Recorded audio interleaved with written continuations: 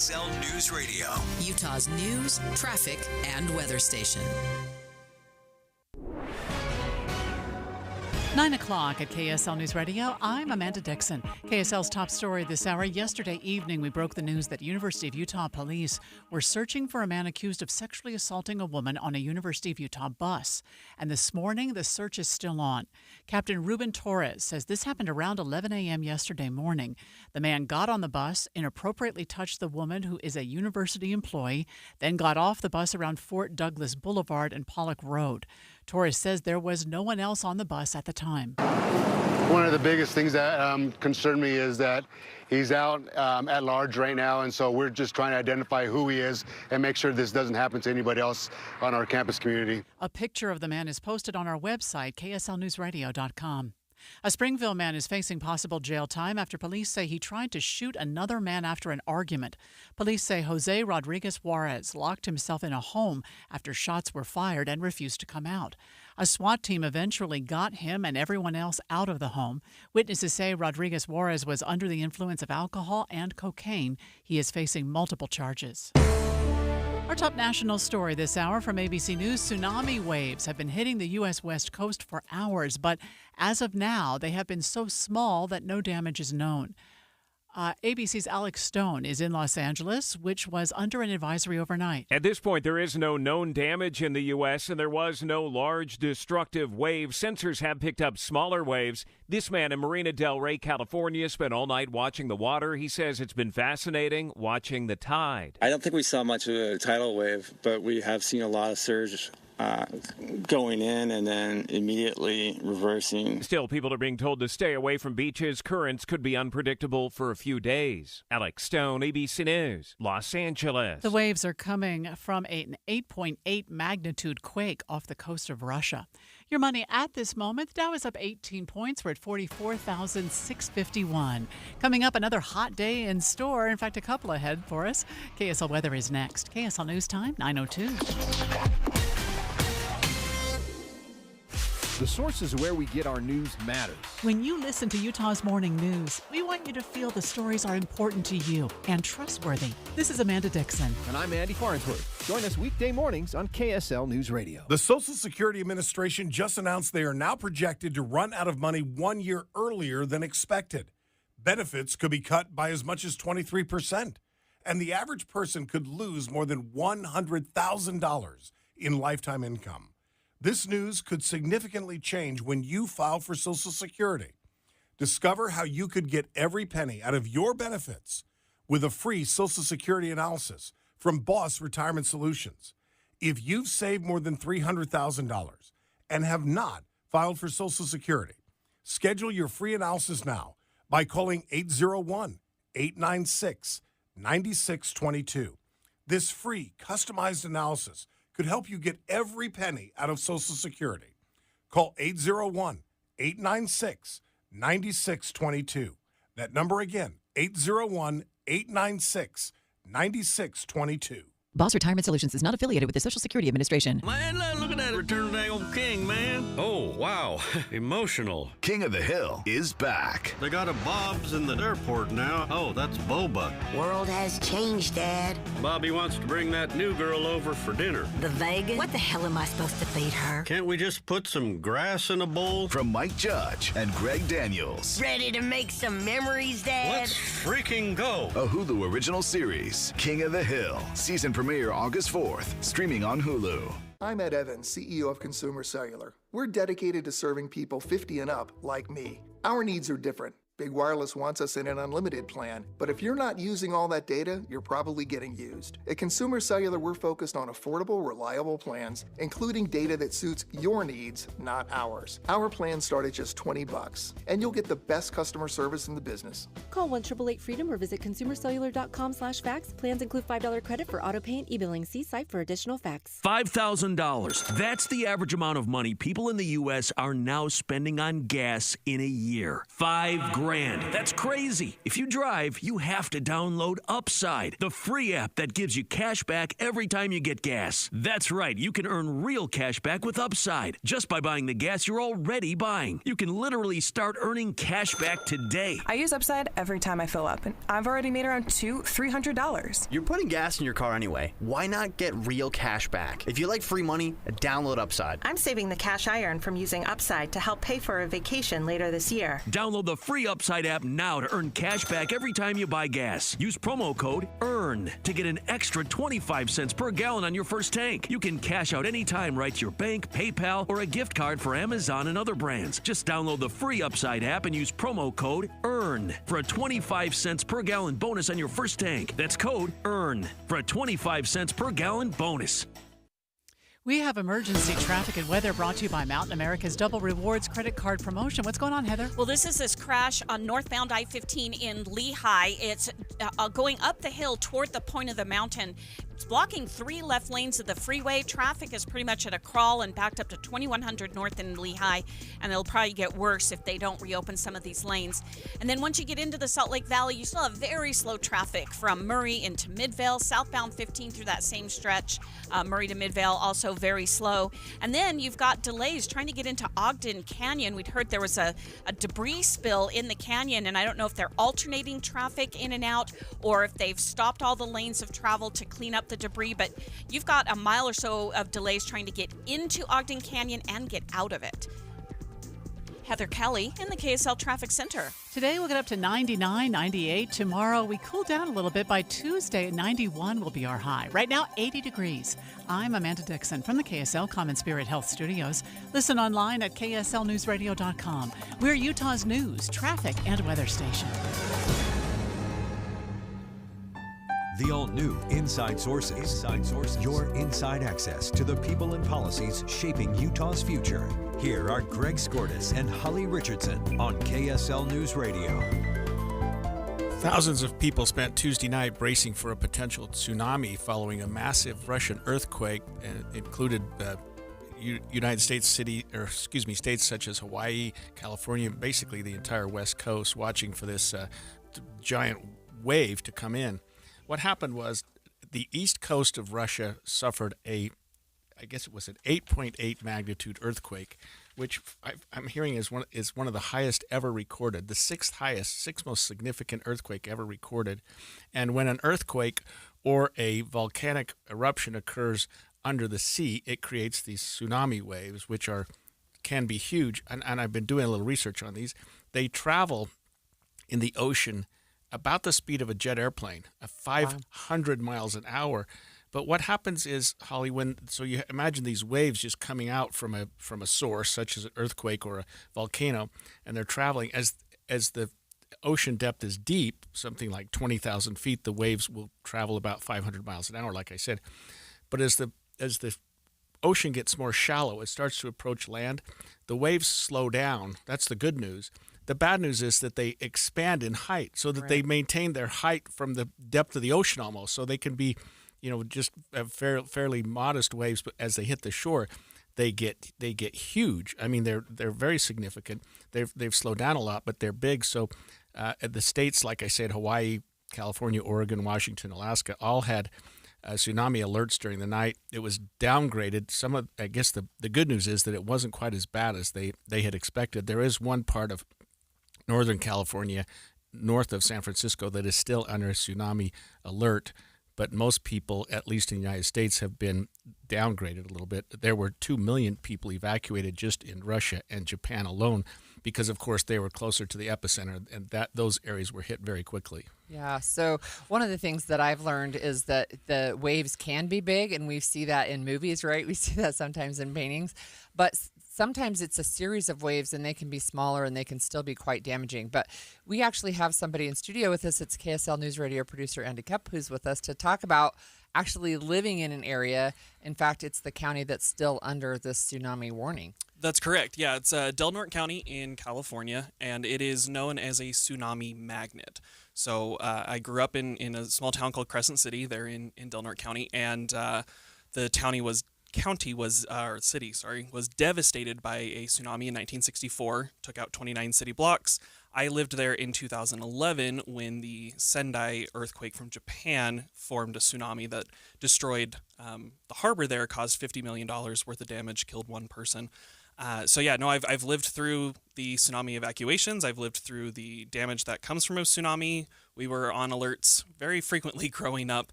Got very used to the sirens. Still get very strong chills when I hear those tsunami sirens. You may not know the answer to this, but it's peculiar that particular part of the West Coast seems to be more actively hit by tsunamis. Do you have any idea? There must be something about the geography or something of it. It's all about the topography underneath the ocean. I think there's a different word for it when it's underneath the ocean. But just the way that the bay formed over millions of years, the way that it just funnels it into this area. And so, the earthquake that caused a tsunami in 1964 came from Alaska, and then in 2011 from Japan. And so it kind of comes from anywhere over the ocean, which I also think is a really interesting thing on how Alaska, it works. you'd think straight north. How are you going to get waves? Exactly. In that and especially area? because the waves would have come down and then kind of did a little loop to go back north again into the harbor. So it's a funnel, and just the way that it's been set up.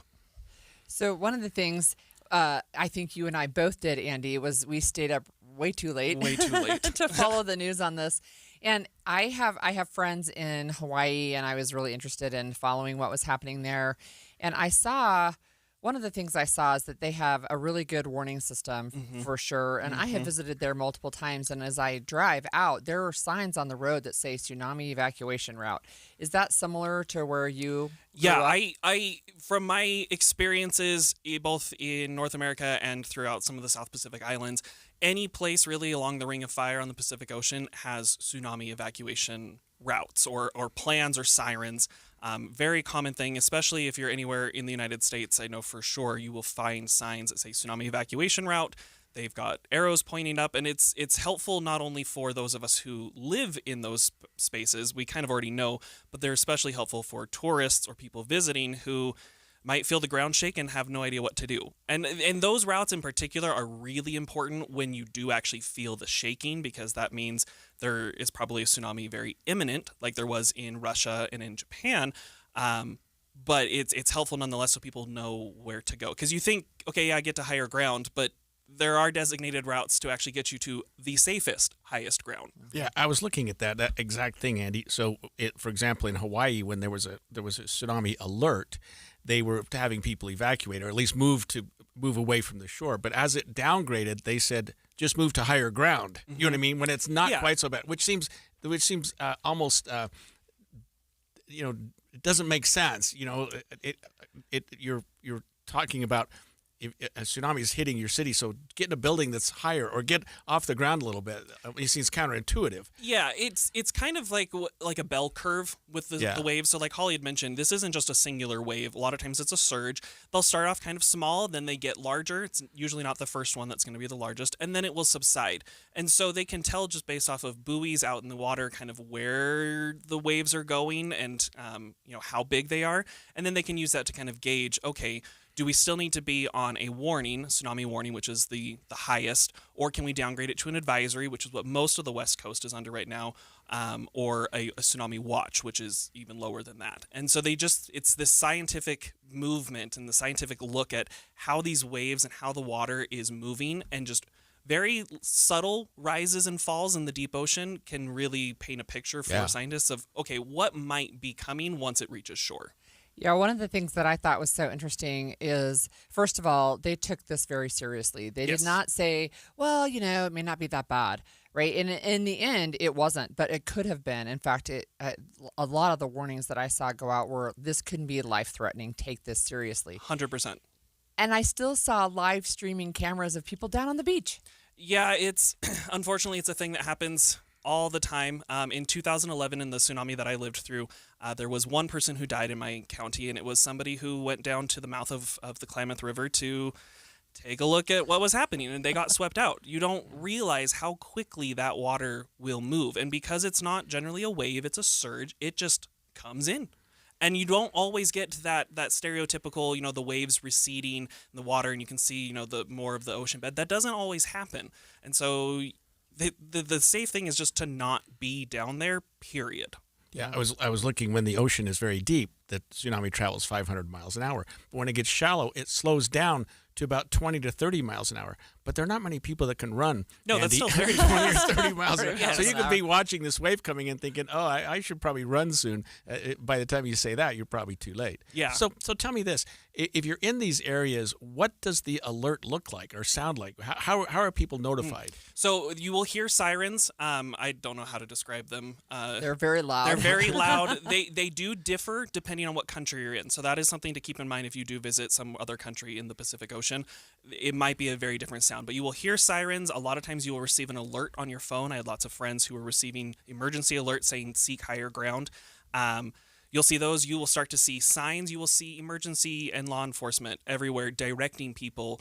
They will go down physically. They're putting their own lives in danger to make sure the beaches are cleared and people are safe. So if you feel shaking, run to higher ground. If you hear the sirens or anything like that, don't dilly-dally. Just get out of there. That was KSL News Radio producer Andy Cupp. Thank you for joining us this morning, Andy. And we're not going to have any tsunamis at the Great Salt Lake anytime soon, but if the Great Salt Lake was an emergency room, it would be triage right now at the front of the line. It's not doing very well. The Great Salt Lake Commissioner joins us to talk about the dangerously low levels. Next. Behind the curtain of Utah and Washington politics. It seems like the federal government is now saying to the states, you have much more control of your destiny. And expanded inside sources. And so our legislature is trying to figure out what their boundaries are. Well, even like FEMA, right? Yes. Wildfire disasters. The all-new Inside Sources. If we have to pay for it all of ourselves, can we afford that as a state? Greg Skordas and Holly Richardson, now on 9 to noon on KSL News Radio. Emergency traffic brought to you by Mountain America. Northbound I-15 in Utah County is at a crawl right now between 2100 North and Lehigh and the point of the mountain due to a crash. It had been blocking 3 left lanes of the freeway. Now it looks like it's just the HOV lane and left shoulder, but it is causing these delays. Also, 800 North in Orem is closed, both eastbound and westbound due to a crash. That's right around 13th East on 8th North. Wasatch Front businesses and property managers, GoPave Utah provides all asphalt repairs for your parking. For patching and paving along the Wasatch Front, contact GoPave Utah. GoPaveUtah.com. Heather Kelly in the KSL Traffic Center.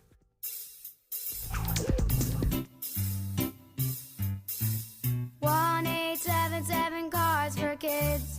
KARS Cards for Kids. 1-877 Cards for Kids. Donate your card today. 1-877 Cars for Kids. KARS Cars for Kids. 1-877 Cars for Kids. Donate your car today. Donate your car today at carsforkids.org. That's cars with a K. Your car, running or not, can be picked up as soon as the next day. You'll get a maximum tax deduction and a vacation voucher. 1-877 Cars for Kids. KARS Cars for Kids. 1-877 Cars for Kids. Donate your car today. Now accepting donations of land, homes, buildings, or any kind of real estate. Hello, I'm Tim Branscombe, founder of Sierra West Jewelers. Well, we started in 1979, over 40 years with you, and here we are today. One of our biggest sales ever. Sierra West Jewelers, located in Orem, Sandy, and Murray. Don't forget, when you buy at Sierra West Jewelers, we price match, and we guarantee the lowest price. With the sale, you even get better. We give you 21 free services with a lifetime nationwide warranty. We have also a wonderful insurance that covers your jewelry against loss, theft, or damage. We also give you up to 4 $50 certificates to Ruth Chris and Hotel Park City. Sierra West Jewelers has always taken the approach, keep the prices low by owning your buildings, the owners and partners having to work in the business, and by making sure we buy from the best sources in the world. Come in to see us today in Orem, Sandy, or Murray across from the malls, or online at SierraWestJewelers.com. Home sellers, do not lose money selling your home the old way. Make more money when you sell your home with a Bank Buster loan. This is Rod with the Save Right Realtor team at Realty Path. Average interest rates are in the mid to high sixes, but Save Right Realtors will market your home with a fixed rate as low as 4.75%. The ultra-low Bank Buster rate gives buyers monthly payments that are hundreds less than comparable homes. When your home is much more affordable, you get a larger pool of potential buyers who can buy your home. When buyers compare homes and see your home is hundreds less per month, you'll get a quicker offer and a higher sale price. Do not lose money selling your home the old way. Sell faster and make more money. Sell with Save Right. Sell with the Bank Buster loan. Call 801-APPROVE or visit SaveRight.com. Why'd I go to the doctor? One day at the firehouse, I was so lightheaded I could barely stand. Even my crew noticed. Getting checked out was the right call. Turns out I have atrial fibrillation, which increases the risk of stroke about 5 times. Symptoms like irregular heartbeat, heart racing, chest pain, shortness of breath, fatigue, or lightheadedness can come and go. But if it's AFib, the risk of stroke remains. If you have symptoms, contact a doctor. I'm so glad I did. Visit NoTimeToWait.com, sponsored by Bristol-Myers Squibb and Pfizer. I'm Ed Evans, CEO of Consumer Cellular. We're dedicated to serving people 50 and up like me. Our needs are different. Big Wireless wants us in an unlimited plan, but if you're not using all that data, you're probably getting used. At Consumer Cellular, we're focused on affordable, reliable plans, including data that suits your needs, not ours. Our plans start at just $20, and you'll get the best customer service in the business. Call 1-888-FREEDOM or visit consumercellular.com/facts. Plans include $5 credit for auto pay and e-billing. See site for additional facts. Inside Sources.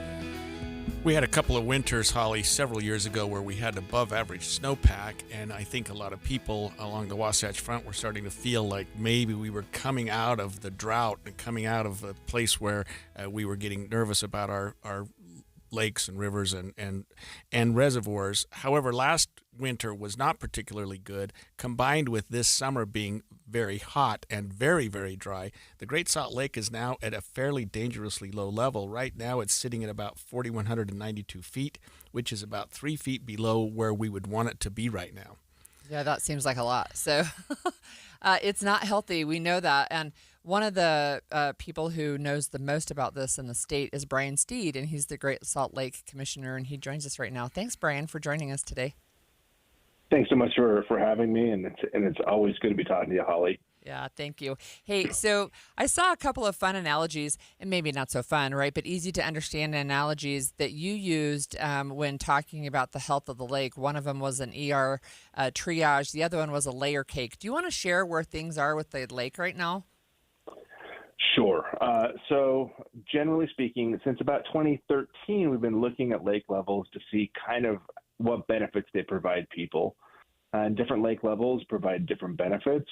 And so when we're at a healthy range, it's about 4,198 feet above sea level.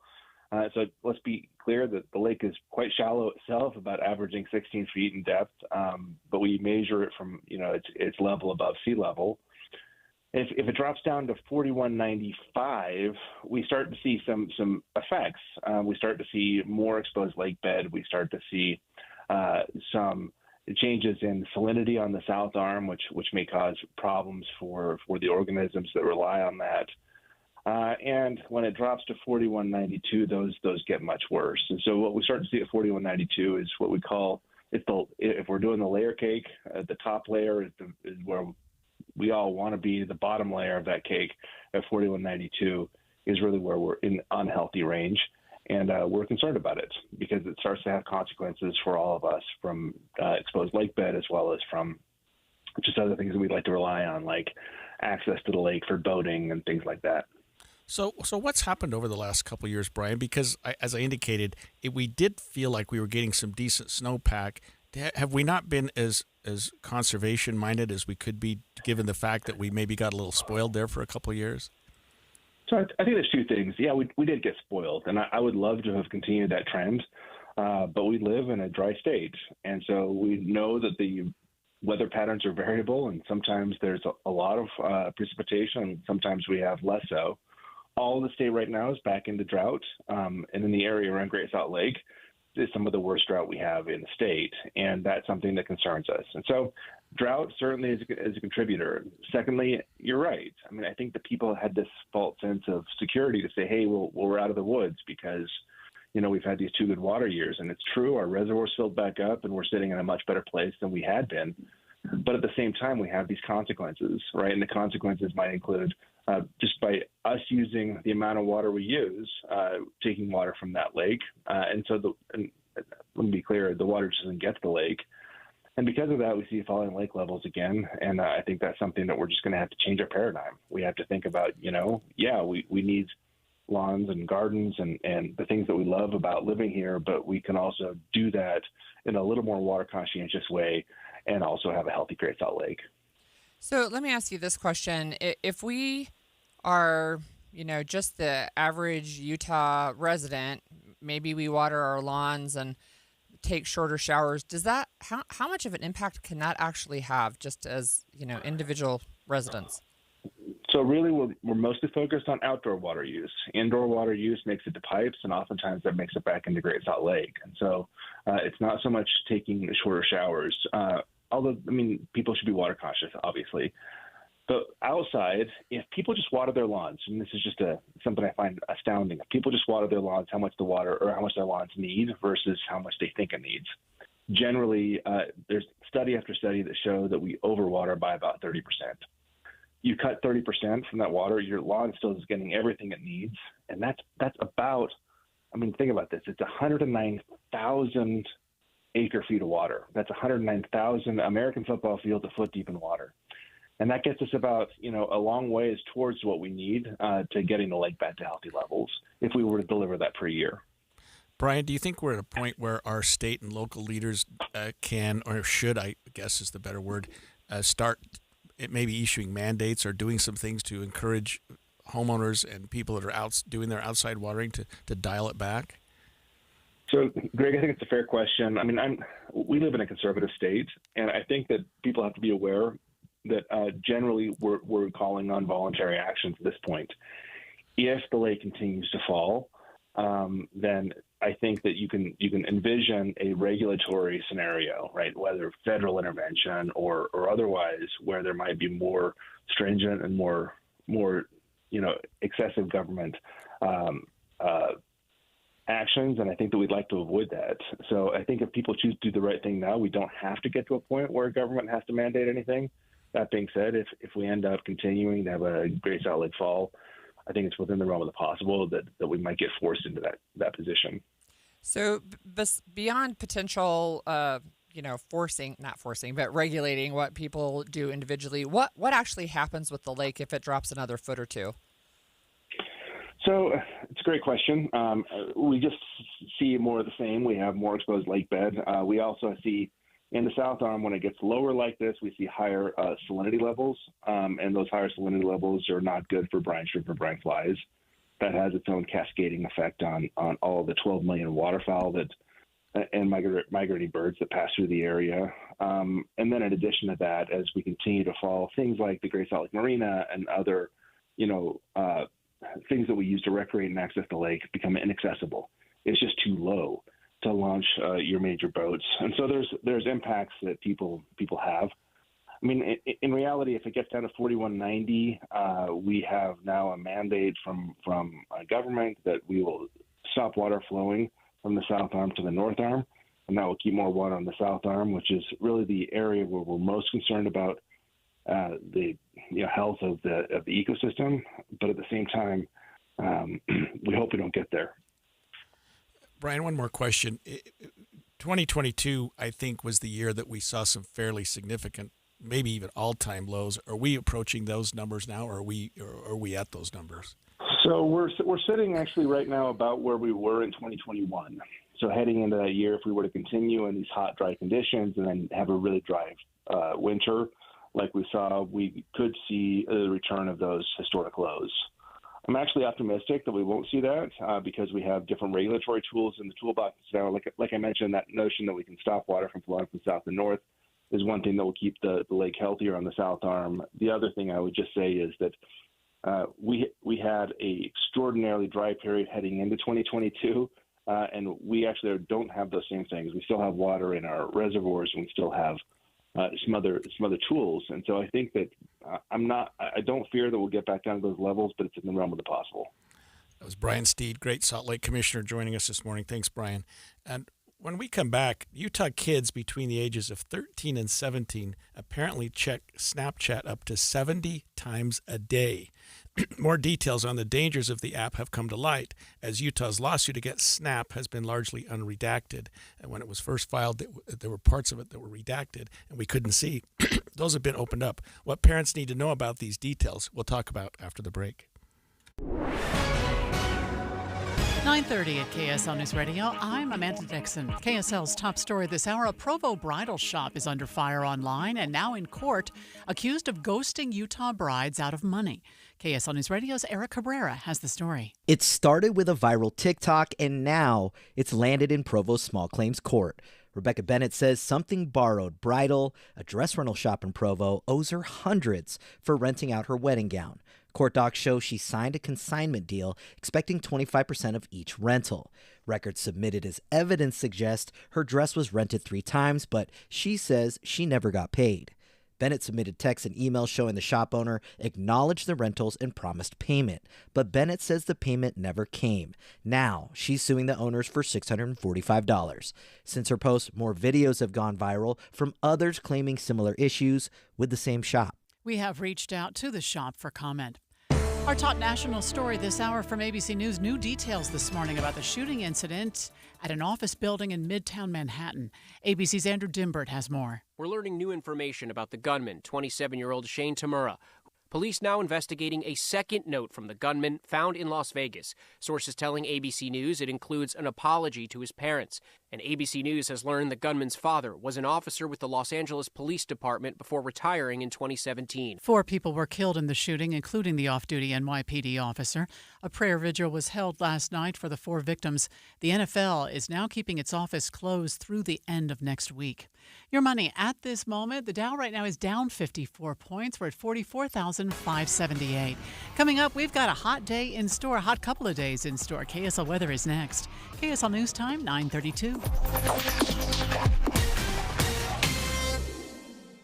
Mornings are for recharging. And they're for starting your day right. We volunteer to join you in the car. Get news and weather at 102.7 FM during the most important part of your day. Andy and Amanda, each morning between 5 and 9 on KSL News Radio. Have you seen those billboards that have a giant turtle on them that say "Win a new air conditioner"? What's up, everybody? I'm Mike Wilson with Any Hour Services, and you're probably wondering, what's that all about?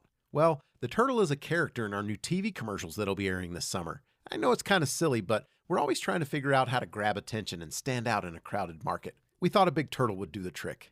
Another thing we're doing is every week this summer, Any Hour is giving away an air conditioner to one lucky customer. We're calling it the Coolest Summer Sweepstakes. Here's how it works. This summer, if you get an estimate to replace your air conditioner or purchase a new air conditioner from Any Hour Services, you'll automatically be entered into our weekly drawing. If your name is drawn, Any Hour will pay for your air conditioner, up to $8,750. We just want to meet more homeowners that are in the market for a new air conditioner and have the chance to earn their business. We're confident that once you have an Any Hour technician in your home, you'll see why we have over 28,000 Google reviews.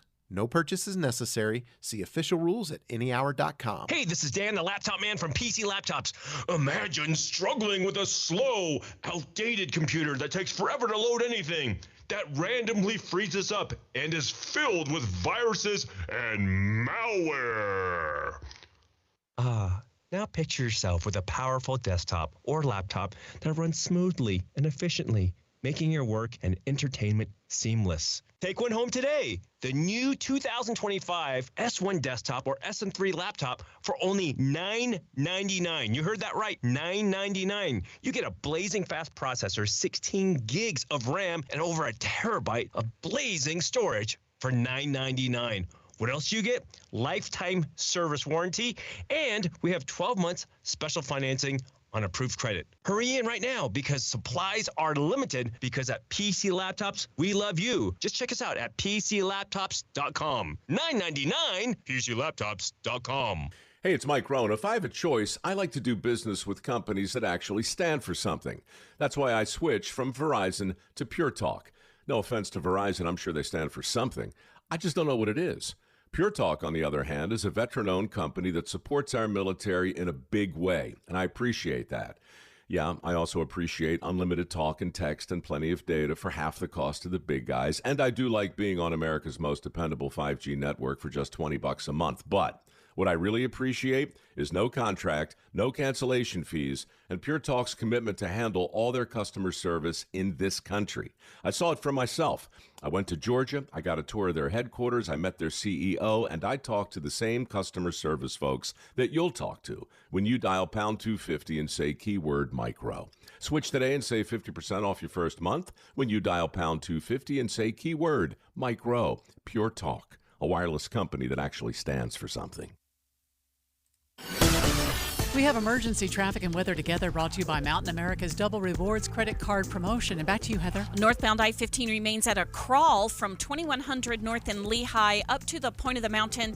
That is due to a multi-vehicle crash still blocking the HOV lane and left shoulder, but originally it had been blocking 3 left lanes of the freeway. And then 800 north in Orem has just reopened. It had been shut down both directions right around 1300 east. That's Palisades Drive. And traffic right now on the eastbound side is backed up from 7th East to 13th East, so hopefully that'll clear out quickly.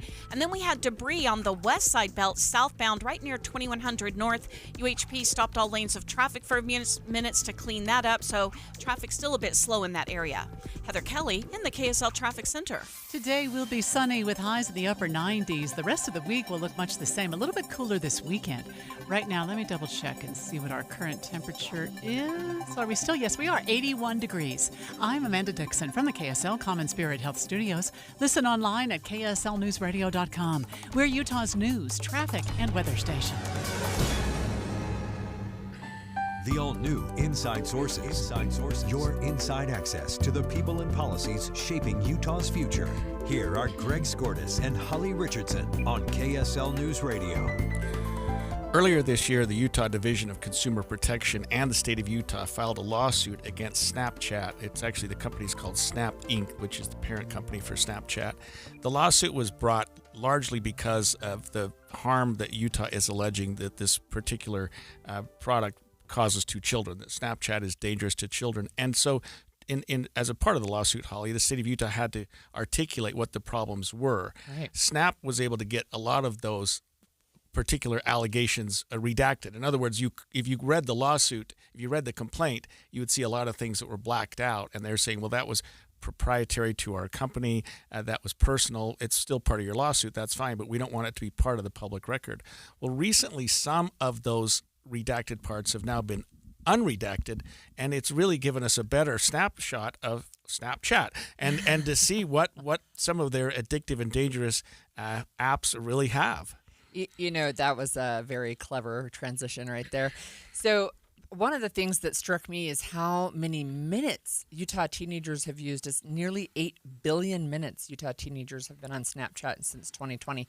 And one of the people who knows the most about this lawsuit is Margaret Bussey. She's the executive director of the Utah Department of Commerce, who is one of the entities that filed this lawsuit. And she is joining us today to talk to us about this. So welcome, Margaret. Hey, thanks so much, Holly and Greg. Great to be here. So what can you share right off the bat with what we know now with the unredacted sections?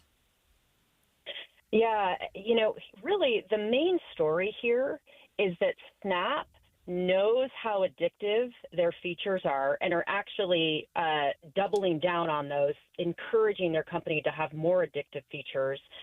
They know how unsafe their platform is in terms of the number of sort of sex extortion acts that are going on, the easy access to drug sales, all of those things.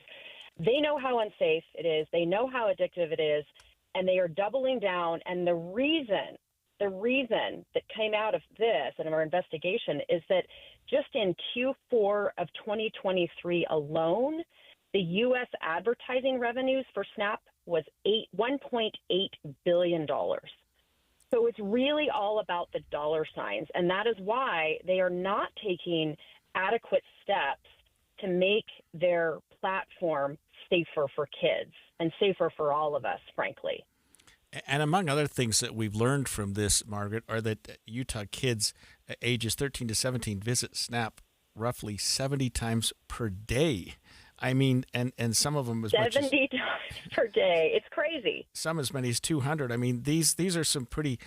I mean, Snap clearly knows this, and it's like you say, they seem to be working on, almost preying on that, or using that information, using those that sort of almost like addictive behavior against our youth. That's exactly right. And really, the ephemeral nature of the messages is what creates this FOMO, this fear of missing out, so that our kids feel like they constantly have to be checking the app to make sure they're not missing something. And they know this. And so one of the things our investigation revealed is that the engineering managers literally boasted that Snapchat should have even more addicting features because of how effective they are in keeping our kids on their platform. Wow. One of the things that I learned is that Snapchat has an AI component to it, and some of the things that I've seen that the AI interaction has done are really disturbing.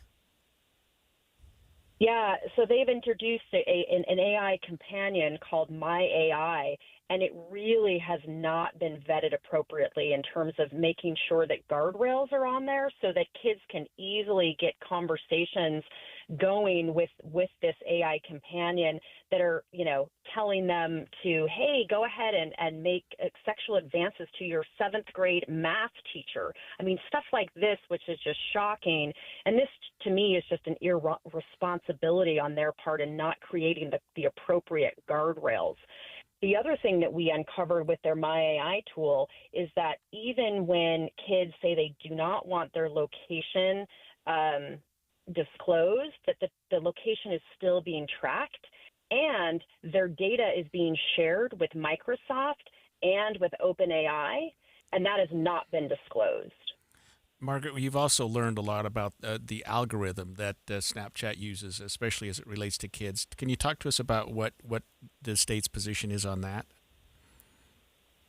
Well, I think, really that's one of the main parts of our lawsuit, which is that we have this issue of these cleverly designed algorithms that are specifically formulated to addict our kids without putting any safeguards on that algorithm to, not only to not addict them, but to keep them away from sexual predators. So one of the things we found in our investigation, which is really quite shocking, is that their algorithms, so if you have a predator on Snapchat that is looking for vulnerable children, and they know the characteristics of vulnerable children, the algorithm Snap Map suggests these predators to other vulnerable children. So it's literally making recommendations between to other, sort of would-be predators and vulnerable children. Wow. Through their algorithm. And it's just shocking. And they know this is happening, and they're not doing anything about it. What advice do you have for parents? What do parents need to be aware of right now? Well, I think, again, that it's highly addictive. It's designed to be addictive. Their AI companion is not vetted at all. And that there are many, many sexual predators on this platform. And so if your kids are going to use the platform, make sure they understand the risks. I would recommend that they don't use the platform. We don't think that it's safe in any way in its current form with the features that are currently part of the platform. We're speaking this morning with Margaret Busse, Executive Director of the Utah Department of Commerce. Margaret, what can you tell our listeners about the purpose of the lawsuit that the state filed against Snap? I mean, is it to, I guess not outright ban it, but to limit it? Or tell us what your goal would be in this lawsuit. Yeah, so just to go back a little bit, Utahns might remember that Governor Cox announced in January 2023 that Utah was going to go after social media companies for their harms to minors. We've sued Meta now, we've sued TikTok twice, now we've sued Snap. Really the purpose is to get these companies, and in this case specifically Snap, to alter their behavior, to alter their algorithm so they are not so addictive and contributing to mental health. So they are putting in robust safety features so you don't have the situation I just described. So an algorithm is recommending predators to other vulnerable children, and that you're actively making sure that sexual predators are off the site. They have the ability to do these things. They're just choosing not to, really because of profit. Because they're making money. Yep. Thanks, Margaret. That was interesting. Speaking of social media harms, Australia is actually expanding its ban on social media use for kids, and YouTube is going to be included. We'll talk about that for the break. Remember, you can stream us live on KSLNewsRadio.com and on the app for KSL News Radio, sponsored by At Your Service Pros. We'll be right back. KSL offers the best daily newsletter in the state. It's the 3 things you need to know. Every weekday, we deliver quality and relevant content to your inbox. No ads, no spam, just the 3 things you need to know to be informed about the world around you.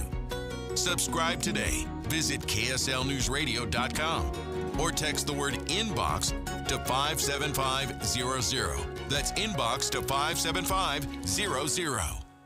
AARP Utah is excited to share a big win every single day. Soda weight loss is Northbound I-15 remains at stop and go from 2100 North and Lehigh up to the point of the mountain due to a crash, still blocking the HOV lane and left shoulder just before you get to the summit of the point of the mountain. And that will add a good 15 extra minutes you're not anticipating trying to get into the Salt Lake Valley. Wasatch Front businesses and property managers, GoPave Utah provides all asphalt repairs for your parking. For patching and paving along the Wasatch Front, contact GoPave Utah. GoPaveUtah.com. Heather Kelly in the KSL Traffic Center.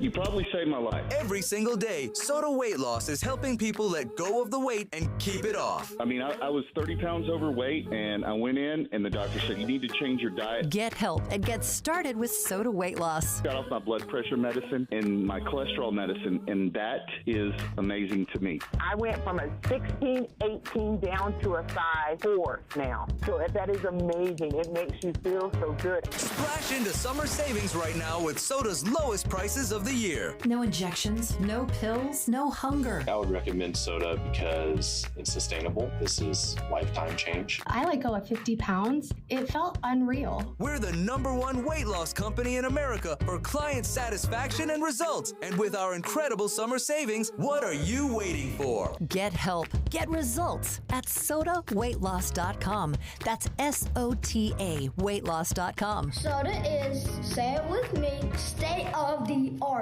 AARP Utah is excited to share a big win for Utahns on their electric bill. Thanks to the Public Service Commission's decision, instead of the original crippling proposal of a 30% increase, your Rocky Mountain power bill will go up less than 5%. AARP Utah wants to thank over 3,000 of its members who stepped up to help.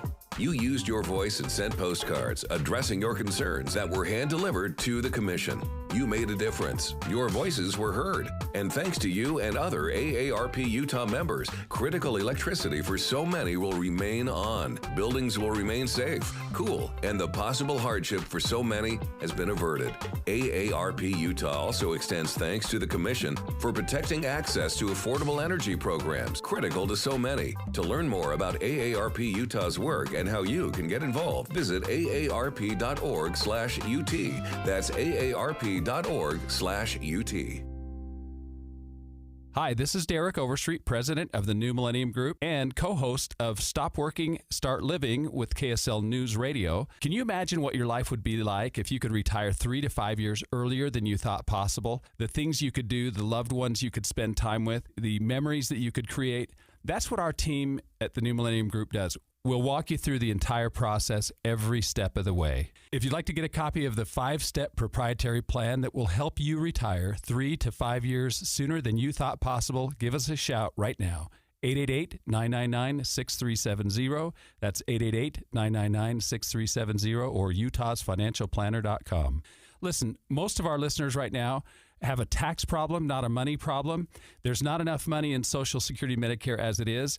Let us show you how you can significantly reduce your taxes. That's 888-999-6370, 888-999-6370 or utahsfinancialplanner.com. Coverage varies by plan. View contracts and exclusions at endurancewarranty.com. If you have a 2004 or newer vehicle that's out of warranty or about to be, Endurance is urgently notifying U.S. drivers about their low-cost vehicle coverage plan designed to save drivers thousands on rising vehicle repair costs. Those who qualify can pick their plan, coverage, and repair shop. Roadside service, towing, and rental cars included. All covered repairs get paid directly to the repair shop for you. Call now for your free quote. Call 800-298-7906. 800-298-7906. Why'd I go to the doctor? One day at the firehouse, I was so lightheaded I could barely stand. Even my crew noticed. Getting checked out was the right call. Turns out I have atrial fibrillation, which increases the risk of stroke about 5 times. Symptoms like irregular heartbeat, heart racing, chest pain, shortness of breath, fatigue, or lightheadedness can come and go. But if it's AFib, the risk of stroke remains. If you have symptoms, contact a doctor. I'm so glad I did. Visit notimetowait.com. Sponsored by Bristol-Myers Squibb and Pfizer. Inside Sources. We spoke in the last segment about Utah's lawsuit against Snapchat, and it was a part of an overarching idea that the governor and the legislature have had with respect to Utah kids and trying to keep them safe and aware and maybe even away from some of these platforms. Well, Australia has filed the first, or actually has the first, world first, absolute ban on social media and for teenagers in that country. And it has historically, this ban has exempted YouTube until today, and they're bringing YouTube back in. Now, YouTube was originally exempted from this because some of the teachers in the country thought that it was helpful, but a lot of the other platforms complained. I suppose a lot of parents complained, and so now YouTube is part of this ban. You know, one of the things that's interesting about this is that as social media harms become, I think, more and more acknowledged, especially for young people, there are people around the world, Utah's not unique, right, to say we need to make sure that we're keeping the youngest and most vulnerable off of social media. Now, it doesn't mean that they can't watch YouTube. It means that they can't have their own account if they're younger than 16. And so, for example, I have a 2-year-old grandson. He likes to watch Miss Rachel. He also watches, the little songs about the bees and stuff. He watches those on YouTube, but it's not his own account, right? It's his mom's account, of course. And it's one of the things I think that Australia was looking at and saying, okay, teachers can still use YouTube in the classroom, but your students are not going to be able to have their own account. Yeah, what they found is that 37% of minors reported that there was harmful content on the site. You're right. The ban allows YouTube accounts for those younger than 16. Will ban those accounts for kids younger than 16. Allows parents and teachers to show videos to minors.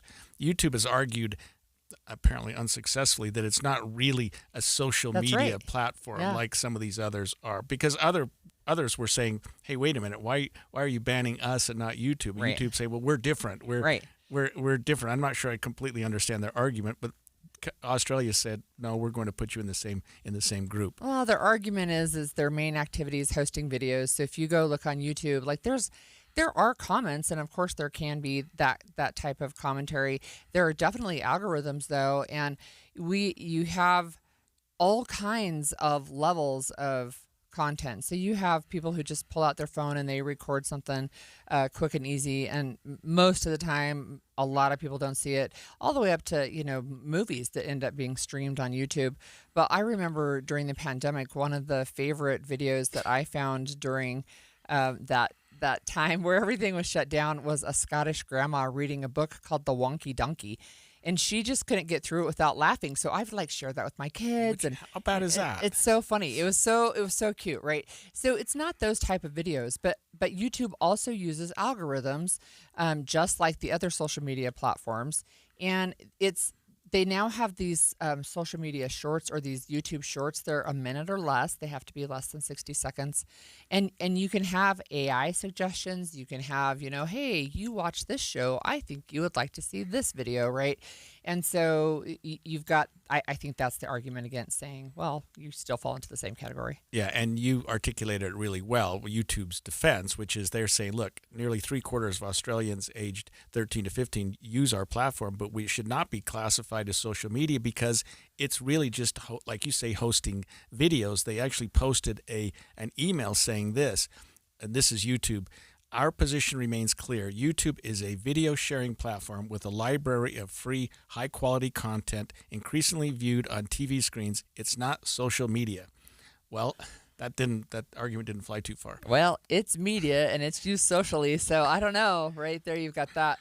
But again, it's part of this. I think now it's a worldwide movement saying, how do we keep kids safe online? I mean, Margaret Bussey just talked to us about algorithms that can, like the AI can detect when kids are vulnerable, right? If they're posting certain kinds of content and then sharing that information with people who are predators, that's not good, right? So one of the things that's happening too with this Australian one is other countries are looking at it. So there are countries like Norway, the UK, they're looking at this ban in Australia, and they're talking about following suit. Now, there again, it's age verification. It's trying to do the same thing Utah's trying to do with most social media platforms, and they have a fine of it's $32 million, up to $32 million if they don't comply. Yeah, that's a lot of money. It can be. And so one jurisdiction, in this case Australia, does this. And their country just says we're banning social media platforms for kids 13 to 17. And you're right. Other countries are taking notice of this. But every country has its own set of laws and rules, and specifically a constitution. And so in America, we have the First Amendment, which is the overriding argument that social media platforms would argue. Now, I don't know what Australia's equivalent to that would be any more than I know France's or England's, but as other countries consider this, they have to consider what laws are already in effect in their particular country, because there will be challenges. In the United States, if you brought something like this, and we've seen it in the United States, when these social media platforms are saying, wait a minute, you're infringing on our First Amendment right, and the states are saying, and the country is saying, well, First Amendment's one thing, but when you're talking about harming kids, it's a little different. And we know that there are certain things you just can't post on the internet, First Amendment or not. That's right. And some of those are obvious, but there are other things when you're looking at harm that it could potentially cause. And so in America, and especially like the Utah case we just talked about with Snapchat, what they had to do, what the plaintiffs had to do, what the state of Utah had to do in their lawsuit is articulate the harm. Right. It's not like, hey, these things are bad for kids because they're not paying attention in school. They're saying that they have addictive qualities.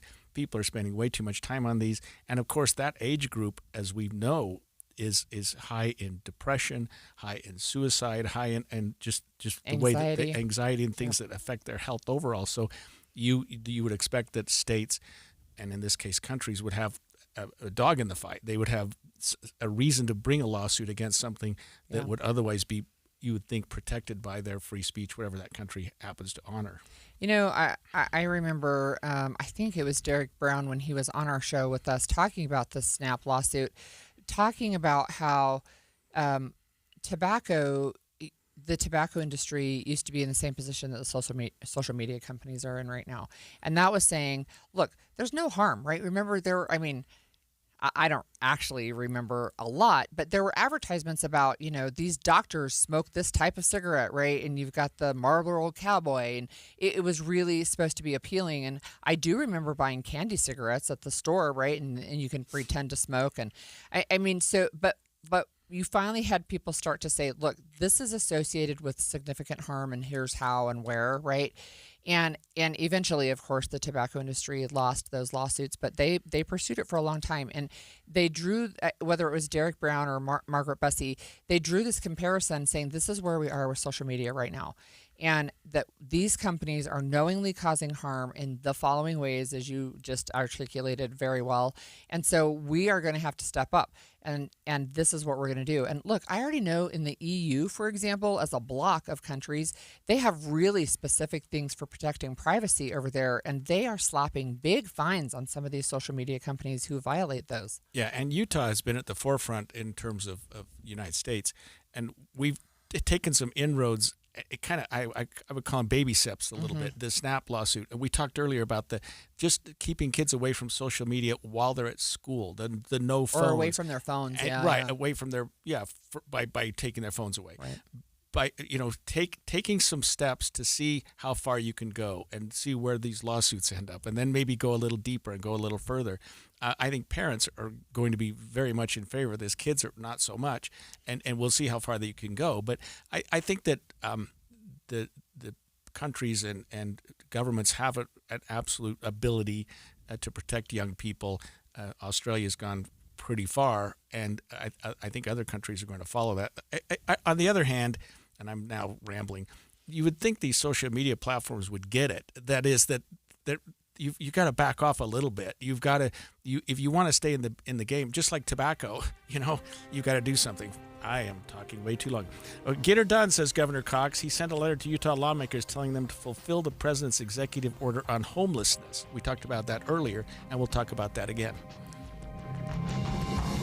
KSL FM Midvale. KSL Salt Lake City. From the KSL Common Spirit Health Studios, this is KSL News Radio. Utah's news, traffic, and weather station. 10 o'clock at KSL News Radio. I'm Amanda Dixon. KSL's top story this hour. We have just learned the search for a man accused of sexual assault at the University of Utah is over after Salt Lake City police found and detained the suspect.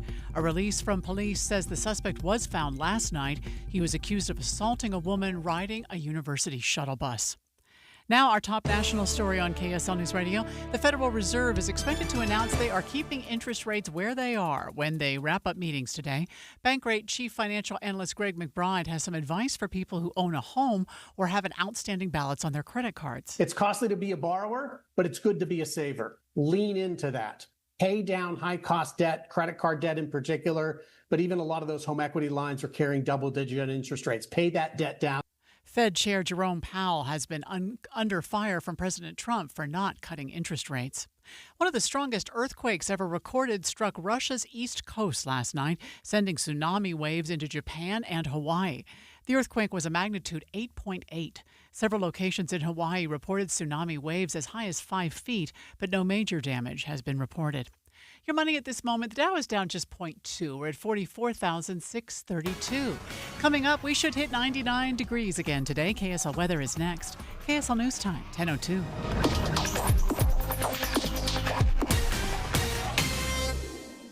A reminder about the simplest way to get updated for your day. Hit your KSL preset when you jump in the car, and we'll take care of the rest. Hear key news updates and traffic reports. Andy and Amanda from 5 to 9 in your car. KSL News Radio at 102.7 FM. Hi, this is Doug Wright. For years now, I've been telling you about Connecticut soft water systems that use 2/3 less salt than the others. But I've never told you exactly how they do that. Well, there are several ways, so consider this as part 1 in a series. Most of the softeners out there use a finicky, hard-to-adjust computer to guesstimate when to cycle, and it errs on the side of cycling too often, which means it'll burn through way too much salt way too soon. Connecticut is different. It has an all-mechanical system that measures the water precisely. No computer, no guesstimating, so it cycles only when needed. The result? Connecticut delivers perfectly soft water 24/7 using minimal salt. So why not save your lower back from carrying the 3 bags of salt when all you need is 1? Call Northern Utah's authorized Connecticut dealer, Connecticut Quality Water Systems of Salt Lake. Call them now, 801-576-8600, or log on to softwaterutah.com and tell them Doug sent you. Tired of hearing scary radio ads about the IRS? Tax Relief Advocates is different. TRA is here to tell you that if you owe money to the IRS, whether it's $5,000 or $500,000, we have a solution. TRA can eliminate or reduce what you owe to the IRS with zero risk to you. We have over 1,000 5-star reviews on Google and an A+ with a BBB. End your tax nightmare today. by visiting TRA.com or call 800-275-1728. That's 800-275-1728. If you didn't think skipping breakfast was a big deal, you'd be right. Before. But now, Wendy's has Buck Biscuits. We're talking sausage, egg, and cheese biscuit, bacon, egg, and cheese biscuit, or even the Honey Buddy chicken biscuit for just $1 each. Seriously, you can get all three if you want. They're just $1, so you'll never skip breakfast again. If you're smart. Breakfast for $1? Gotta be Wendy's. Limited time only. Price and participation may vary. Limit 5 qualifying items per transaction. Not valid in a combo while supplies last. 10 years ago, Les Olson IT set out to do more than fix copiers and printers. We set out to become the IT team Utah businesses count on. Today, we're proud to celebrate a decade as Utah's managed IT service provider, trusted by thousands of local companies for secure, reliable tech support. Thanks for trusting us. Here's to the next 10 years of innovation, protection, and partnership. Visit lesolson.com to learn more. Les Olson IT. Traffic and weather together, brought to you by Mountain America's Double Rewards credit card promotion. And here's Heather Kelly. Well, the crash northbound I-15 in Lehigh has cleared. All the lanes are open, but you still have some residual slowing between Timpanogos Highway and the point of the mountain. And again, once you get into the Salt Lake Valley in the Sandy area, but that is quickly clearing out. Southbound I-15, though, in Davis County, that is kind of crawling along between 200 North and Kaysville and Park Lane in Farmington. That is due to lane restrictions that happen every day. Just seems like traffic is slower today than normal in that stretch. While you're planning your day, plan for comfort, too, with the Good Feet store. Find the location nearest you at goodfeet.com. Heather Kelly in the KSL Traffic Center.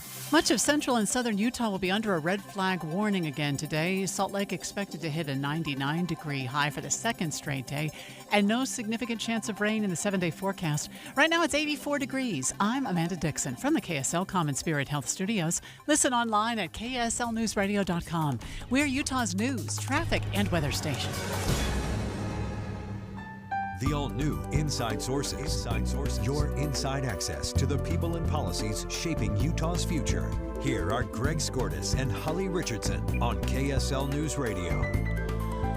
Several days ago, the White House issued an executive order, one of its many executive orders since Trump took office in January. But this one dealt with the homelessness issue, and the executive order effectively did this, Holly.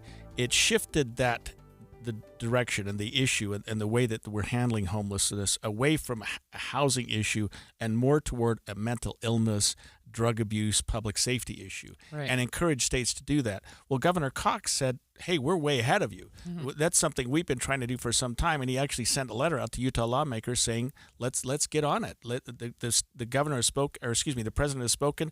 We're already on board. Let's get some policies going forward.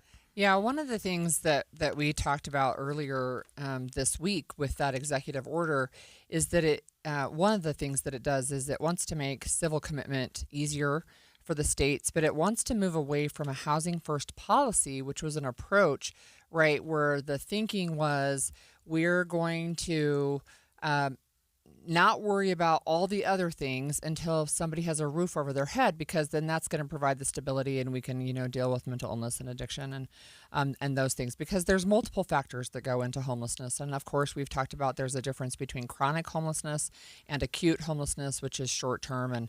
And it may be one bad medical bill, for example. So when Governor Cox sent a letter yesterday, he told Utah lawmakers to go get it done, right? I'm paraphrasing a little bit. But the letter was signed by Utah Senate President Stuart Adams and House Speaker Mike Schultz, and he sent it to the Homeless Services Board. And he said, we want you to fulfill the president's executive order and uphold public safety. And Utah must remain a place where lives can be meaningfully changed, not where chaos and disorder thrive, right? So he's reaching out already and saying, look, I want you to do this, and I want a letter on my desk with a plan by the end of September. Yeah, and earlier this week, we were joined by one of our representatives, Tyler Hansey, to discuss the executive order from President Trump. I think from the executive order standpoint, that's where it's allowing the funds to be used in different ways. So we have programs in Utah that, for example, if you go to this specific shelter, they'll tell you, hey, listen, you can come here, we're going to serve you, we're going to give you food, but you've got to come to the 12-step program and you've got to make your bed in the morning. You would be disqualified from federal funds before this executive order. Those are the kinds of things that those types of programs are going to see the ability to have federal funds that weren't there before. So in some ways, yes. I think on the back end, you nailed it, Greg. We've got to be now we're getting that accountability piece. We're getting the programming piece right. And now I think that actually unlocks funding. Yeah. So in Utah, again, we've had these different approaches and trying to figure out what works and what is next actually for the homeless board. So people have proposed a 30-acre, 1,200-bed central campus with wraparound services. And what that means is that you've got basically a one-stop shop, right? You're going to have mental health there. You're going to have a job resource there. You may have some clothing and food and those types of things all there. But that proposal could be as much as $25 million. Yeah, you'd expect it to be a lot because the alternatives are these. You go on the one side, build more housing and just put people into housing without giving them the mental health or substance abuse or other treatment they need. Right. That's not going to work. Right. Give it the civil commitment avenue is sometimes effective, but how many people can we put out the state hospital? I mean, you look at our homeless population right now in Utah. There's no way you could right. house them at the state hospital. Plus, the state hospital is mostly, I mean, it's an incredible facility and they do great work, but it's mostly about sort of rehabilitating a person's ability to be competent and to be safe and not to be a harm to themselves or others, which is why you civilly commit someone in the first place. A lot of our homeless population wouldn't necessarily fit in that particular pigeonhole as dangerous to themselves or other. Now, I know that living on the street is a danger to yourself. I mean, there's right. no question about that. But I would just say that some of that population would probably successfully argue it's a lifestyle choice. It's something I do, and I'm not harming anyone, including myself. Right. And again, it's one of the things we talked to an advocate earlier this week who said his concern was really looking at if you're going to talk about a civil commitment, are you talking about 1 or 2 weeks? That's right. Not long enough. I mean, his point was valid. It's not long enough to help somebody overcome addiction, right? So you're talking a long term, and then how much is it going to cost for those beds? But this wraparound campus, this central campus, actually would be what Governor Cox is calling a transformative service-based homeless campus, prioritizing recovery, treatment, and long-term outcomes, not just an emergency shelter. So this, again, would be with wraparound services, a one-stop shop where people can go and recover from mental illness, addiction, so that they can live independently then. And I would expect, Holly, that a lot of our Salt Lake downtown businesses and downtown homeowners would jump at the chance of something like that, even though there's a huge fiscal note to it. What do you say, $25 million? Potentially, right? Yeah. They're looking at other states. But when you're dealing with some of the more significant problems that a lot of our homeless population suffer, which is mental illness, there's a way to treat that. There's a way to do that. The jails, I love them. They're not the place. They don't get that. Right. Treatment. They can't afford that. Right. And our prison isn't really set up for that either as much. And right. By the way, you have to commit a fairly serious crime to go to prison. With substance abuse, again, there are some great treatment facilities in jails and the prison, but there will probably be better ways to do substance abuse and mental illness, like you said, at a facility, a dedicated facility to help people get through those two problems, because you kind of got a cart and horse issue. I'm homeless because I have substance abuse, or I have substance abuse because I'm homeless. Right. You've got to get to the core problem, which I think the executive order and what the governor is saying is, don't just build more houses. Let's figure out what the core problem is, and if it's mental illness and substance abuse, let's treat that so that people can get back into a position where they're saying, okay, I'm ready to enter the workforce now. Can I get some help with housing? And the state's probably going to step up to the plate to that as well at some point. Yeah, one of the things that I am reading as I read about this letter is that really Governor Cox is saying, put your foot on the gas and let's get going, right? We had already started down this road, but they had some potential roadblocks with the federal government and with funding. Now those roadblocks have been removed, and so now he's saying, let's go. So one of the things that the letter also asked is that this homeless board identify gaps in the state's homelessness response, develop policy recommendations, streamline service provider paperwork, and ensure that funding requests align with the president's executive order. What's interesting to me about that is when I was a PhD student, I was actually involved in doing research for the state homeless plan, and it was put together by University of Utah researchers, Kim C. Gardner, but also people from the political science department presented this plan. And one of the things that was interesting about that is that at the time when we did this, so this has been about 5 years probably, maybe a little longer, but there was not coordination between maybe, say, homeless service providers in Moab and what was happening in Davis County, right? Like everybody was their own independent unit, which is not efficient at all, right? And so they could share best practices if there was more coordination. And now I think this is one thing where you can say, look, well, we have wraparound services already and it's working well up here. Why don't you guys try that where you are, right? Those types of things. Yeah, and we've seen that even with the recent municipal and county elections where the city mayors and county mayors are saying we've got a homeless problem, but it's your problem. It's my in your problem. jurisdiction. That's right. Don't bring people to my city. So it makes perfect sense that the legislature, that the state jump in on this, and it also makes perfect sense that the federal government's given a little poke in the back saying, hey, it's time to get moving on this. But like we said at the outset, and you articulated it really well, the state legislatures actually, our state legislatures on top of this already. Yeah. And you know, Tyler Clancy, and we'll actually talk to him on a different issue really quickly, but he said this is a sea change, right? So it's a totally different approach, at least from the federal level. And I think that's where we get the put your foot on the gas, let's get going. They said it was like turning around the Titanic. That's right. It's also slow. Could airlines use AI to raise your ticket prices if they learn that you really, really need those tickets? One Utah lawmaker wants to make sure that doesn't happen. That's coming up next. Remember, you can stream us live on KSLNewsRadio.com and on the app for KSL News Radio, sponsored by At Your Service Pros.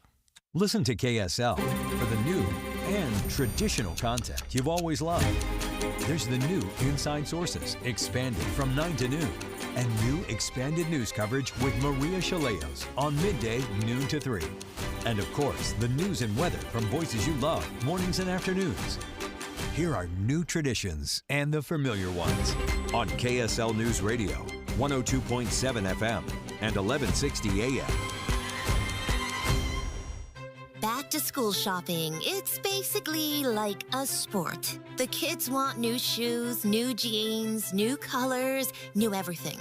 And honestly, they're not wrong. They've grown. Their style has changed, and apparently, last year's hoodie is embarrassing. So we make a quick trip to the mountains. Junction Commons Park City has cooler temps, fresh air, and way better deals. Sneakers? We hit Nike Factory, Adidas, and Vans Outlet. Clothes? Abercrombie & Fitch, American Eagle, Gap Factory, J. Crew Factory, Buckle, all the brands they want without draining my wallet. And while they're shopping, I get a little mountain escape, a latte in hand, cool breeze, and a few peaceful moments to myself. Honestly, it's the kind of back-to-school tradition I can get behind. Junction Commons Park City. Cooler temps, hotter deals, and one very relieved parent. All new Berninas are discounted at Dave's Bernina in St. George and Provo. Experience why Dave's Bernina is one of the top Bernina dealers in America. Save hundreds to thousands of dollars on select Bernina sewing, quilting, and embroidery machines, and get special free bundles of accessories. These free gift packages include items such as embroidery kits, presser feed set, machine and travel cases, embroidery software coupons, books, ruler kits, and lots of accessories. Plus a limited time offer of 2.99% interest for 60 months on certain machines. Come in now for bargains on trade-ins, classroom, and demo machines that come with warranties. Remember, new Bernina machines come with a 5-year warranty and free classes. At Dave's Bernina, 691 East St. George Boulevard and 2017 North 550 West in Provo. At Dave's Bernina. Come see the Bernina 990, the most amazing revolutionary sewing machine in the world. Dave'sBernina.com. Why'd I go to the doctor? One day at the firehouse, I was so lightheaded I could barely stand. Even my crew noticed. Getting checked out was the right call. Turns out I have atrial fibrillation, which increases the risk of stroke about 5 times. Symptoms like irregular heartbeat, heart racing, chest pain, shortness of breath, fatigue, or lightheadedness can come and go. But if it's AFib, the risk of stroke remains. If you have symptoms, contact a doctor. I'm so glad I did. Visit NoTimeToWait.com, sponsored by Bristol-Myers Squibb and Pfizer. ZipRecruiter is the place. ZipRecruiter is the place for talented teachers, savvy software developers, and master mixologists. ZipRecruiter is the place where you meet all these people and more. That's because ZipRecruiter is the place for job seekers who are looking for new opportunities. In fact, ZipRecruiter helps 10 million people with their job search every day, so you can find the right candidates right away. Try ZipRecruiter for free at ZipRecruiter.com/free. That's ZipRecruiter.com/free. Hey, this is Maria Chaleos, and I am here with Blair. He's also a client of Salt Lake City Fat Loss. Thanks for coming in. Pleasure to be here. So great to see you. So, how much weight have you lost? I've lost an amazing 52 pounds in just 60 days. That's incredible. How do you feel? Oh, I feel great. I have more energy, and the GERD and acid reflux is gone. Talk about the scale for a minute. Were you surprised at how quickly the number went down? It was astonishing to me as I'd get on the scale, even in the very beginning when I saw, 2-3 pounds drop off. But I ended up looking forward to getting on the scale to see how much I'd lost in the last day. Tell me about the biggest benefits you've seen from Salt Lake City Fat Loss. I have much more confidence in myself, lots more energy, much more adventurous walks with my dogs. Thanks so much for sharing another great success story with Salt Lake City Fat Loss. Learn the secret of losing up to 1 pound of unhealthy fat per day online at slcfatloss.com. slcfatloss.com. Results may vary. Getting help with plumbing repairs is easier than you think. All you have to do is call Any Hour Services or schedule an appointment at anyhourservices.com. No one helps more homeowners than Any Hour Services. And expanded Inside Sources. We continue to talk about what the effects are going to be of artificial intelligence and where it's going. Well, we're learning now that Delta Airlines plans to have 20% of its ticket prices set individually using AI by the end of the year to maximize what it calls find out what individual flyers are willing to pay. This is according to Fortune magazine. They announced that they would use artificial intelligence to set some airfares. Now, people are already doing this, not in the sense of artificial intelligence, but for example, it's more expensive to fly during the holidays. Sure. And airlines know that people need to fly. There are more people that are going to fly, and it's more important for them, so they can raise the prices. Just as you go to a movie cinema, right. A Friday night, it's going to cost you more than Tuesday night. Right. And there are certain times when things can cost more. But this seems to be using AI to almost get into your head and say, how desperate are you to get to Phoenix this weekend? It does sound like it might be more targeted, right? And we'll have an opportunity to talk about that in a little more detail. But one of the things that's interesting, right, is we've talked about AI giving you personalized ads, for example, right? That you're not going to get women's clothing in your social media timeline like I do. But if you're talking about, say you're talking about online, oh my gosh, my mom just died, and then the airlines, their AI has determined that you need a plane ticket for a funeral. Well, what if your price is jacked up because of that? Ouch, yeah. Right? Well, maybe some Utah lawmakers are going to do something about that. Yeah, so Tyler Clancy that we just heard from before is actually proposing some legislation. Yeah, we're joined this morning by Representative Clancy. Tyler, thank you for joining us again. Thank you both. Such an important conversation. Yeah, so tell us what concerns you have and maybe what can be done from the state level. Well, I think Holly outlined it very well about kind of if this is unchecked, these are the kinds of situations that we might run into. And so it's not about one company or one business, but it's really about consumer privacy. It's about Utah leading the way and putting some guardrails into place on these very, very powerful technologies. As you mentioned, Greg, this isn't peak pricing. This isn't saying, hey, listen, we know more people come to the movies on Friday different than Tuesday, and so we're going to charge a different price. This is the number one reaction that I've heard to this conversation is people reaching out saying, I didn't even know this was a thing. I didn't know that this app could track data in this other app that I thought was private information, that I had a password on it, or different things like that. So for me, it's about consent. It's making sure consumers have the power to either opt in or opt out of these different situations. And so recognizing there is going to be innovation in the sphere when it comes to pricing and wages, but let's make sure we're not going around people's consent and keeping public data and private data separate. So to follow up on one of the questions Greg had, Representative Clancy, how can you do this on a state level for a global company? What would that look like? Well, I think our Department of Consumer Protection actually reached out after seeing what you had published at KSL, saying that this is something that the Division of Consumer Protection, the Division of Consumer Privacy, that they've already been looking at. I think functionally it would operate the same way. I think I don't know if you've bought in concert tickets recently, but you're starting to see changes in how concert tickets are priced. So, and this was kind of around the junk fees initiative from the FTC under President Biden. So it's not saying you can't charge X, Y, or Z fee, but making sure that if customers have a fee or a price that's mandatory, you can't get out, then there's going to be transparency on that. So we're already starting to see that dip in Utah. If you're going to buy a ticket online, you're starting to see those prices. And so we would anticipate that this would be the same way, to say that if you're going to sell your product to Utah consumers, this is what a fair business practice is in Utah. Yeah, and maybe to push back a little bit, not that I don't agree with you, I do, but from the business's perspective, they're saying, shouldn't we have the right to set prices based on what we think the market will bear? And that's obviously going to be a little bit of a pushback, but I can see the idea of consumer protection as well. I mean, it's a tough balance, isn't it? You're exactly right. And that's where I think it's important that we get really granular on this. And a lot of people reach out and say, I'm not sure about this. This seems like something I would support, free market. But I think the difference is what's the market willing to pay versus what is Greg willing to pay, what's Tyler willing to pay, what's Holly willing to pay. Those are where you're starting to dip into gray areas to say, well, I didn't think I was giving you consent to look at my banking app on my phone and see how much money I have in my bank account or when I get paid. Those are the kinds of things that start to really dip into that surveillance state that people are really wary of. But I also think it's also a fundamental fairness issue. When we look at all of these different things that you're not able to discriminate on, and rightfully so, age, race, gender, these are different things that we all agree. We shouldn't be paying different prices for products or being paid different wages based on these immutable characteristics or our private information.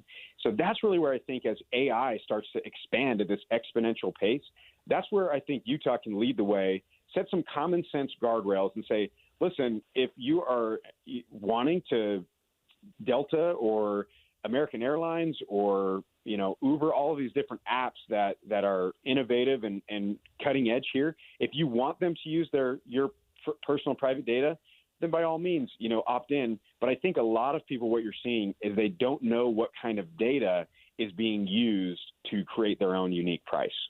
Yeah, you've mentioned the data sharing, and I have downloaded a couple of apps recently, and they ask me, do you want to allow this app to track something like across other platforms? And I say no, but I think it's easy for people to just click yes. So you technically have given them permission, right? Or if you keep your geolocation on, you've given them permission. Although Margaret Bussey talked to us about ghost tracking, so sometimes it still does it anyway. But that's one of the things that's interesting is I think a lot of consumers don't realize that when they sign up for a lot of these different apps that they are data sharing. Well, you're spot on, Holly. At the end of the day, government can only create guardrails. We can only really create a sandbox. At the end of the day, I think a lot of it's about education, making sure that we're informed in this new digital age.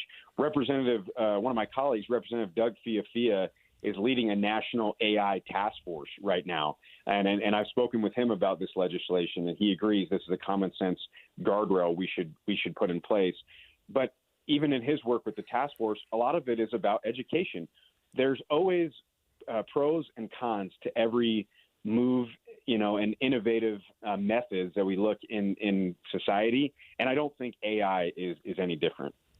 We're joined this morning by Utah Representative Tyler Clancy. And what brought this to our attention, Tyler, was an announcement by Delta Airlines, but you can assume, and I think the legislature's got to assume, that this is just the beginning, and it's not going to be limited, of course, to the airline industry any more than it is to the restaurant or other businesses. I mean, the legislature's got to have a pretty wide lens in this respect, doesn't it?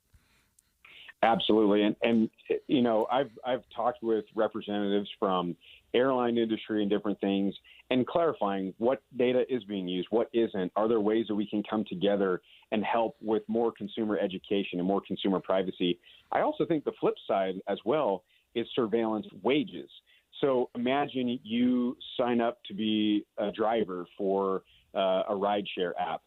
And as part of that agreement, they're looking at your bank account because you've given them access because of direct deposit.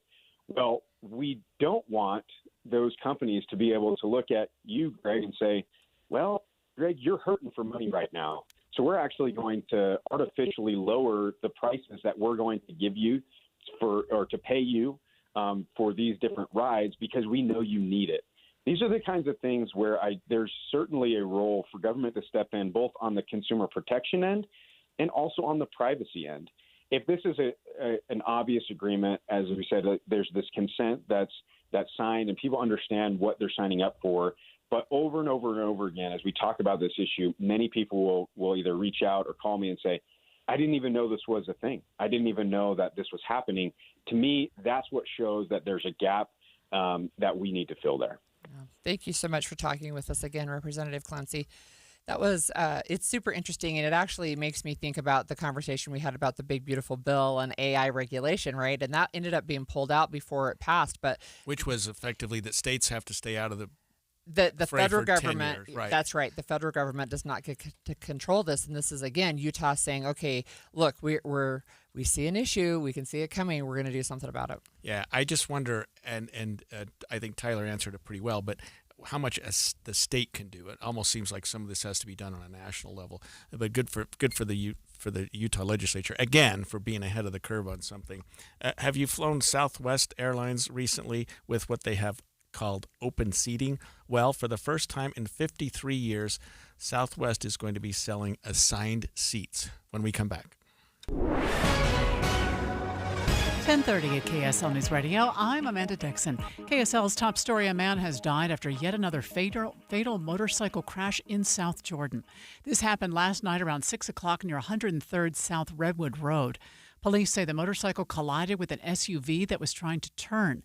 Despite attempts by first responders to save the rider's life, the 31-year-old man died at the hospital. This is our second fatal motorcycle accident within the last few months, and we've had a total of 6 fatal crashes in South Jordan this year. South Jordan Police Master Officer Sean Becker says the SUV driver stayed on the scene and cooperated with police. Becker says they believe speed was a factor in the crash, but they don't know yet if it was on the part of the motorcycle or the SUV. Our top national story this hour from ABC News: the NYPD continues their investigation into a Manhattan shooting that left 4 people, including an officer, dead. ABC's Aaron Katursky has more. Overnight, a vigil in memory of NYPD officer Didarul Islam and 3 others who were shot and killed where they work in Midtown Manhattan by a gunman who may have been targeting one of the building's tenants, the NFL. Officers in formation as Islam's body left the medical examiner's office. He's survived by 2 sons and his pregnant wife. The city is also mourning security officer Alain Etienne, Blackstone executive Wesley LePatner, and real estate employee Julia Hyman. Police now say the suspect also left an apology note in his home in Las Vegas, apologizing to his parents for what he was going to do. College football fans, the wait is almost over. Today, BYU, Utah, and Utah State report for fall camp. Your money at this moment: the Dow is up 41 points now. We're at 44,674. Coming up, more hot, dry weather. KSL weather is next. KSL News Time, 10:32.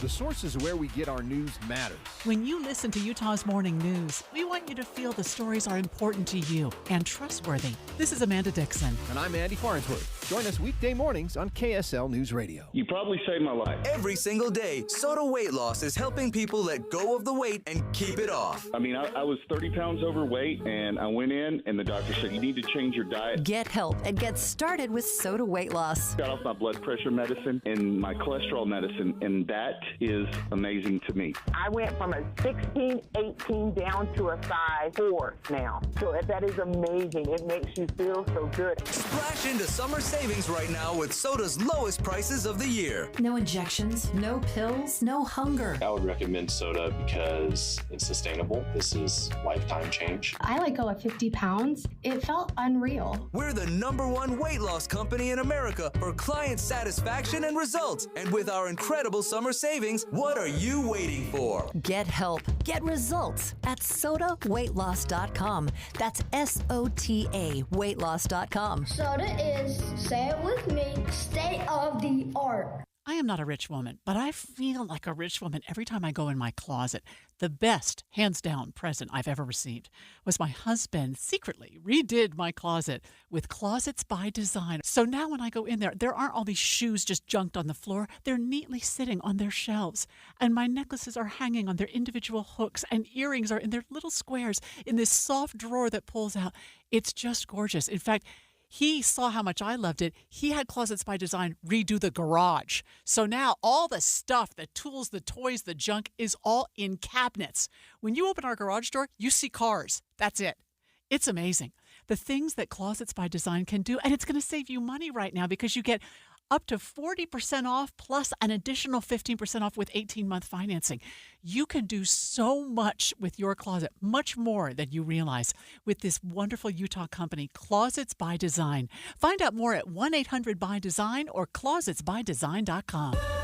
I love a day on the water with friends, but my moderate to severe plaque psoriasis sometimes holds me back. Now I'm all in with clearer skin thanks to Skyrizi. Risankizumab Riza, a prescription-only 150 milligram injection for adults who are candidates for systemic or phototherapy. Teaching music is my passion, but my active psoriatic arthritis can limit me at times. Now I'm treating my joint symptoms with Skyrizi. With Skyrizi, most people with plaque psoriasis saw 90% clearer skin at 4 months. Or if you are an adult with active psoriatic arthritis, Skyrizi helps you move with less joint pain, stiffness, swelling, and fatigue. Don't use if allergic to Skyrizi. Serious allergic reactions, increased infections, or lower ability to fight them may occur. Before treatment, get checked for infections and tuberculosis. Tell your doctor about any flu-like symptoms or vaccines. There's nothing like clearer skin. There's nothing like better movement, and that means everything.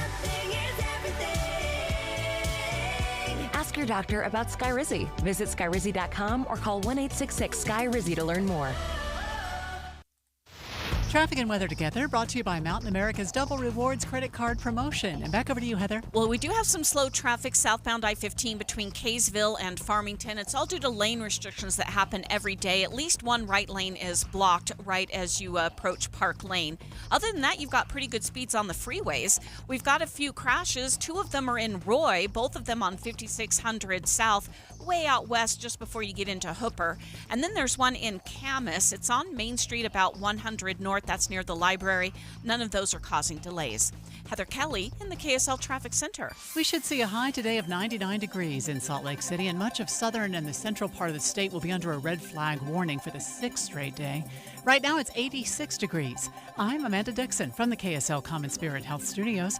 Listen online at kslnewsradio.com. We're Utah's news, traffic, and weather station. The all-new Inside Sources. Inside Sources. Your inside access to the people and policies shaping Utah's future. Here are Greg Skordas and Holly Richardson on KSL News Radio. For the first time in 53 years, Southwest Airlines is now officially selling assigned seats to passengers with a variety of seat preferences for flights starting in January of 2026. And this is the Southwest has indicated that this is their attempt to offer their customers more flexibility when flying, with options including extra legroom seats, preferred seats, standard seats. They claim that they still want to be competitive across the industry, but they want to obviously bolster their bottom line a little bit. Right. And, the reason I have flown Southwest before is because it's cheaper sometimes than other airlines. And I'm willing to take the restrictions of the cattle call and first come, first serve on the seating. But it's one of the issues where other airlines are upcharging for seats, and you don't have to get it, but you may end up separated from the people that you're traveling with, right? And that doesn't work for a family. So I don't love these options. And I'm wondering if our listeners have an opinion on whether they prefer open or assigned seating on flights, or if you're okay with it if the price is right. People can text us 57500 and tell us if you've got an opinion on this. But look, for flying with a family, I right when that started to go into effect, not with Southwest, but with the different airlines, when people were saying, okay, you have to purchase your seat ahead of time, right? It used to be they were just assigned, right? And you would get a seat. And of course, if you purchased your tickets together, you would sit together. Well, I got on a flight with a 2-year-old, not understanding at that point that I was supposed to purchase seats. And eventually they sat us together. But I didn't realize that was the thing. Ouch. Yeah. Right? It's like, well, what are you going to do? Put my 2-year-old next to somebody else in a middle seat? That's random and not cool. Because you didn't buy a ticket, Right. this assigned ticket. So, yeah, we do want to hear from you. Do you prefer open seating or assigned seating? Open seating, obviously, if you get a better price, is it worth it? Do you do that? Text us at 57500. I can say this. I guess I got spooked by the notion of rushing the gate. Yeah. And I don't know that was even true, but I don't think I've ever flown Southwest because of that dumb, my dumb prejudice, just thinking, I don't know, I don't want to. Usually the flights that I've taken on Southwest have been relatively short, so if I sit in a middle seat, it's fine, right? But there's things or it just starts to feel like they nickel and dime you to death, right? It used to be that you could fly with luggage that was 70 pounds and you could have 2 pieces. Now it's 50 pounds, and now you have to pay for luggage. Or on some airlines, the budget airlines, you have to pay to take a carry-on, like a backpack. You have to pay to take that on, right? Right. And so you can nickel and dime yourself to death, it feels like. And it's not nickel and dime, it's big dollars sometimes. In my day job as an attorney, we get to court and you'll have 40 or 50 cases, and everyone's sort of muscling their way to the podium, and it's not a very it's open seating at the courthouse. It's open seating at the courthouse. So I do it during the week. I don't need to do it on the weekend. United JetBlue, ABC's Sam Sweeney says that this could help some passengers fly to more destinations. You will now be able to use your United points, for example, on JetBlue flights and vice versa. And so this really opens up for the loyal JetBlue customers. They can now use their points on United, which will take them all around the world, which they weren't able to do before. I messed that up completely. No, you're totally fine. It's just a different topic, right? But still airline related, right? Sharing points across airlines, though. So one texter says they prefer open seating, but they didn't say why. That's okay. Right. And it's, again, I feel like if you go to the airport and you have a ticket, you're going to get on the plane. So you don't need to rush. It's okay. Right. But again, you see these different airlines charging all these different fees. And it used to be you could get a decent meal, right, on an airline, especially if it was long haul.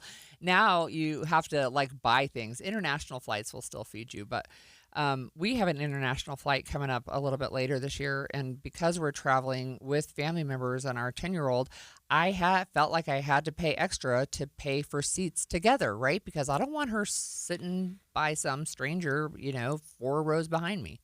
Yeah, and you also remember TSA has relaxed some of their restrictions and have included, maybe this will apply to you by the time you fly, and I think it's October, the family-friendly TSA line. Yeah. Because if you're She's traveling not with little, kids, but yeah, I don't know. Yeah, if you're traveling with children, maybe you have an adult child, they'll let you go through a different line. You don't have to take your shoes off anymore. Yeah. You can not be restricted in the liquids that you carry, the 4-ounce thing. So, Southwest Airlines is letting you buy a seat at a designated area.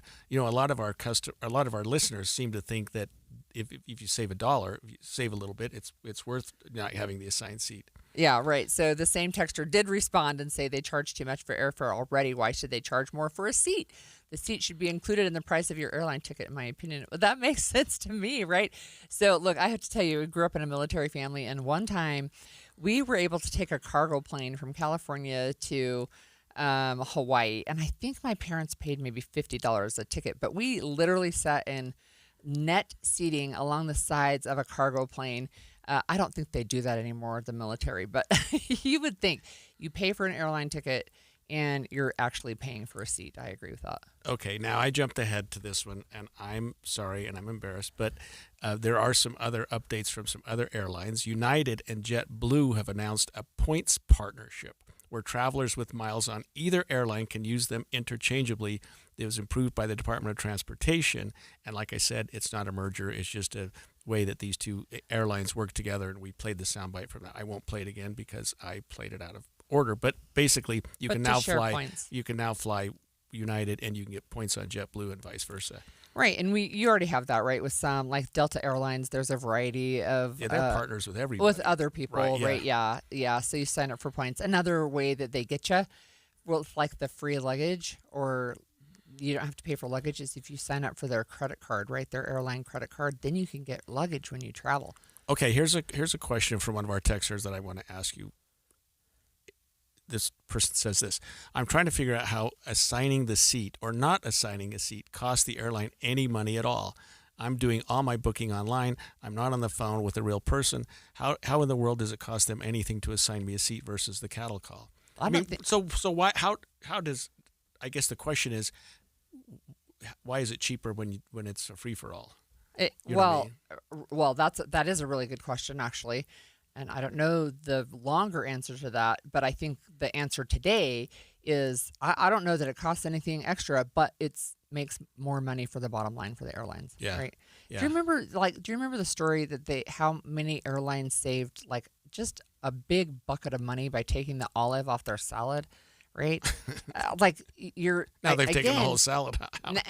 And the seat, right, yeah. And your luggage, and it's like, oh well, the overhead compartments don't fit anymore. Oh, and by the way, you have to have a carry-on that's only this size, right? Yeah, you're correct. How does it save the money? That's a very good question. You know, and I guess I'm old school and old, but it used to be that you would get a meal on every flight that was over an hour. Yeah. I mean, it was lunch, breakfast, dinner, whatever it was, depending on the time of the flight. Sometimes you can't even get a drink now. And sometimes you would even get a choice. They'd give you like the buffet. You could get anything you want.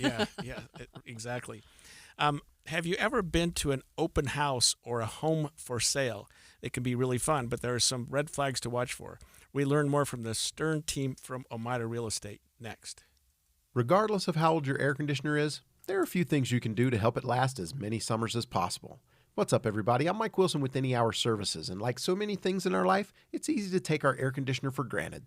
If you keep a clean filter, rinse the outdoor unit off every once in a while, and have it serviced once a summer, you can reduce your risk of unexpected breakdowns. But eventually it will break down, and if someone tells you that your only option is to replace it, don't be afraid to get a second opinion. You could save thousands of dollars repairing it instead of replacing it. Any Hour rarely comes across an air conditioner that just can't be repaired. That doesn't mean you won't choose to replace it anyway, but being told you don't have options, that's not cool. So if you want honest answers and straightforward options, give Any Hour Services a call. And remember, every week this summer, Any Hour Services is giving away an air conditioner to one lucky customer as part of our Coolest Summer Sweepstakes. No purchase is necessary. You can see official rules or schedule your service at anyhour.com. No one helps more homeowners than Any Hour Services. Respiratory virus season is quickly approaching, meaning we'll see more flu, COVID, and RSV in our community. The good news is vaccines are available that will help prevent these infections and keep people healthy. For flu and COVID, everyone aged 6 months and older are recommended to be vaccinated to help protect ourselves and our families against serious illness. Fall remains the best time to be vaccinated. Respiratory viruses circulate year-round, but peak late fall through winter. Your doctor can recommend which vaccines are best for you and your family. Brought to you by Intermountain Health and KSL News Radio. This is Jeff Stout with Fink and McGregor Mortgages Made Simple. I know a lot of people are holding on to their low-rate mortgages. After all, who wants to give that up? While sometimes it makes sense or is necessary because of life circumstances, a lot of folks have been holding off waiting for lower rates. While we never know how long that will be, there is a stopgap solution, a home equity line of credit, also known as a HELOC. There are also fixed-rate second mortgage options available. A HELOC has a variable rate and is a line of credit that can be tapped, paid down, and tapped again as circumstances arise. A pure second is usually a fixed rate for a fixed term. We have details and we have solutions. Call us at Fink & McGregor or apply online at 4minutemortgage.com. Fink and McGregor, Mortgages Made Simple, 801-264-9494. That's 264-9494. Or on the web at finkmcgregor.com. NMLS 289115. Ready to order? Yes. We're earning unlimited 3% cash back on dining and entertainment with a Capital One Saver card, so let's just get one of everything. Everything? Fire everything! The Capital One Saver card is at table 27 and they're earning unlimited 3% cash back. Yes, Chef! This is so nice. Had a feeling you'd want 3% cash back on dessert. Ooh, tiramisu! Earn unlimited 3% cash back on dining and entertainment with the Capital One Saver card. Capital One, what's in your wallet? Terms apply. See CapitalOne.com for details. Lowe's knows big savings make a big difference, especially when you're shopping for appliances. Hurry in to get up to 30% off select major appliances. Plus, My Lowe's Rewards members get free delivery, free haul away, free installation and parts on purchases of $2,500 or more. Lowe's, we help, you save. Valid through 7/30. Selection varies by location. While supplies last. Price, delivery time, and vehicle availability may vary based on order size and location. Exclusions apply. See Lowes.com/delivery for more details. Get Mr. Mac's Performance Missionary Package. Includes 1 performance suit, 4 and collar stretch shirts, 3 ties, 1 mission belt, 1 pair of Echo or Johnston & Murphy shoes. All for just $695 at Mr. Mac. And expanded Inside Sources. Inside Sources. We've been talking off and on over the last several weeks about the fact that home prices are still climbing. We're starting to see more starter homes on the market than there have been in the last 6 years. Redfin says many Americans are looking at starter homes, or they're being priced out of mid-tier and larger homes. Well, yeah, and in Utah, some of the starter homes are those mid-tier homes, right? When you have a starter home that's $600,000, I don't know that that's still a starter home. Yeah, we're going to get to the Stern team in just a minute.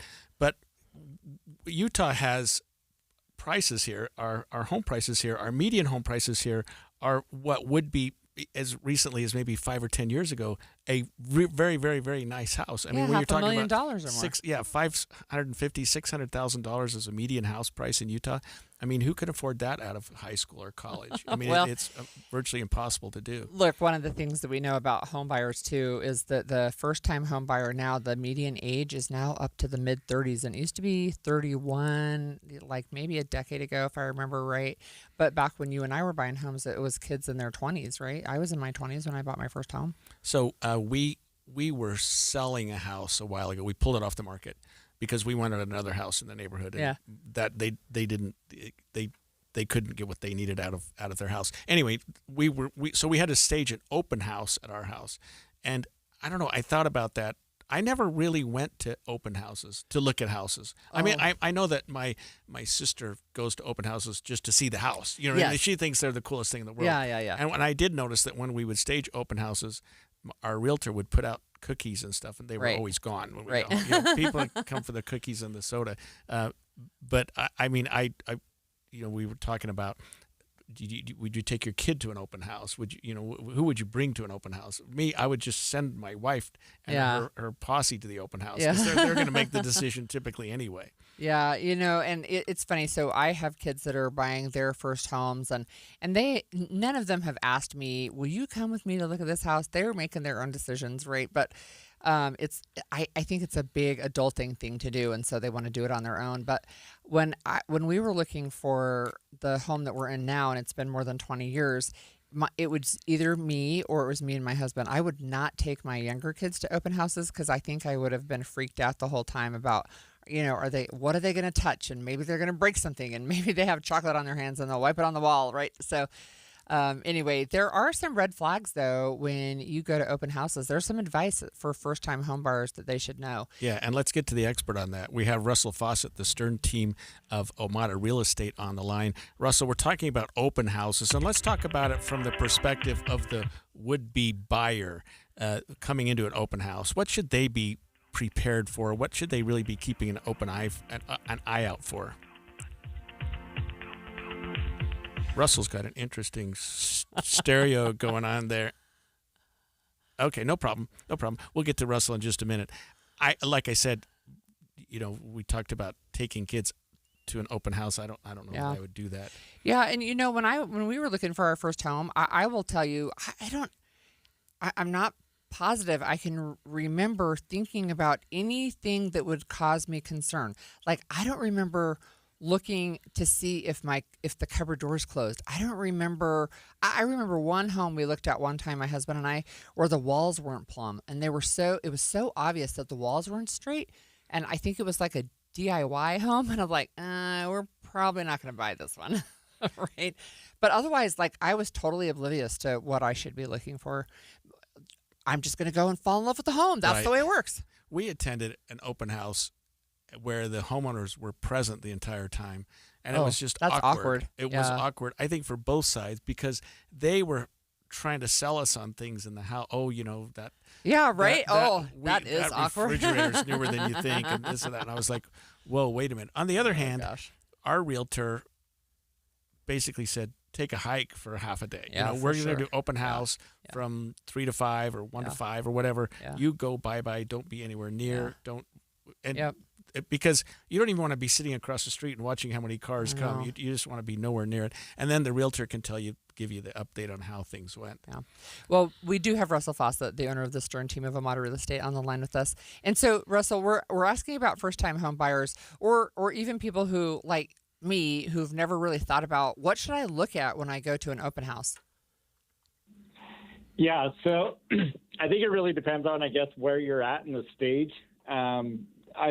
Open houses are great to get ideas about what you're looking for, what price, what are homes priced for.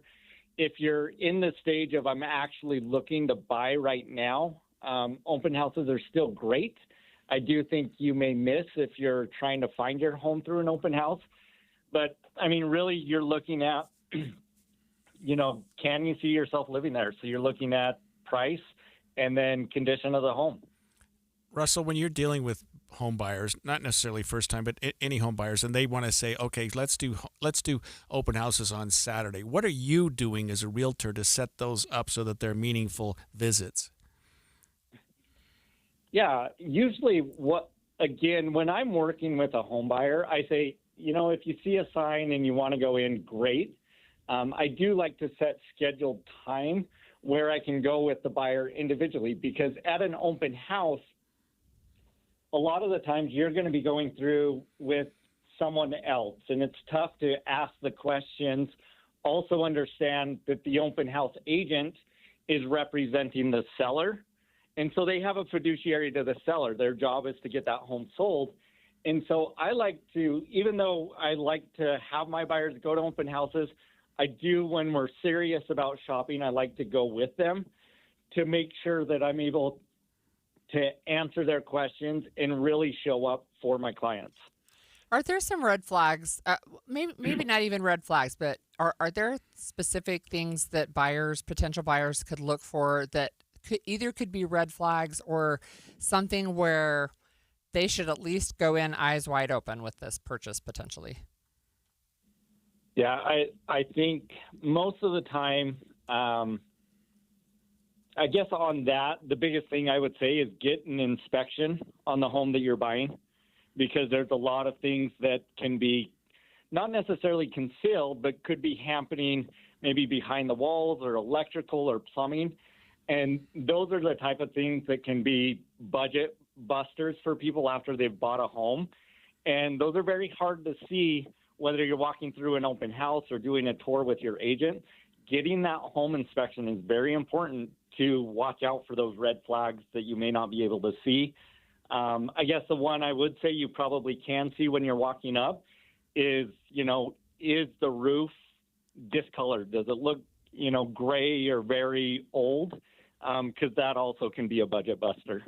Let's shift gears a little bit, Russell. When you're dealing with sellers and it's time for the open house, we talked a minute ago about sellers shouldn't be hanging out at the house, but what should the seller do in anticipation of an open house?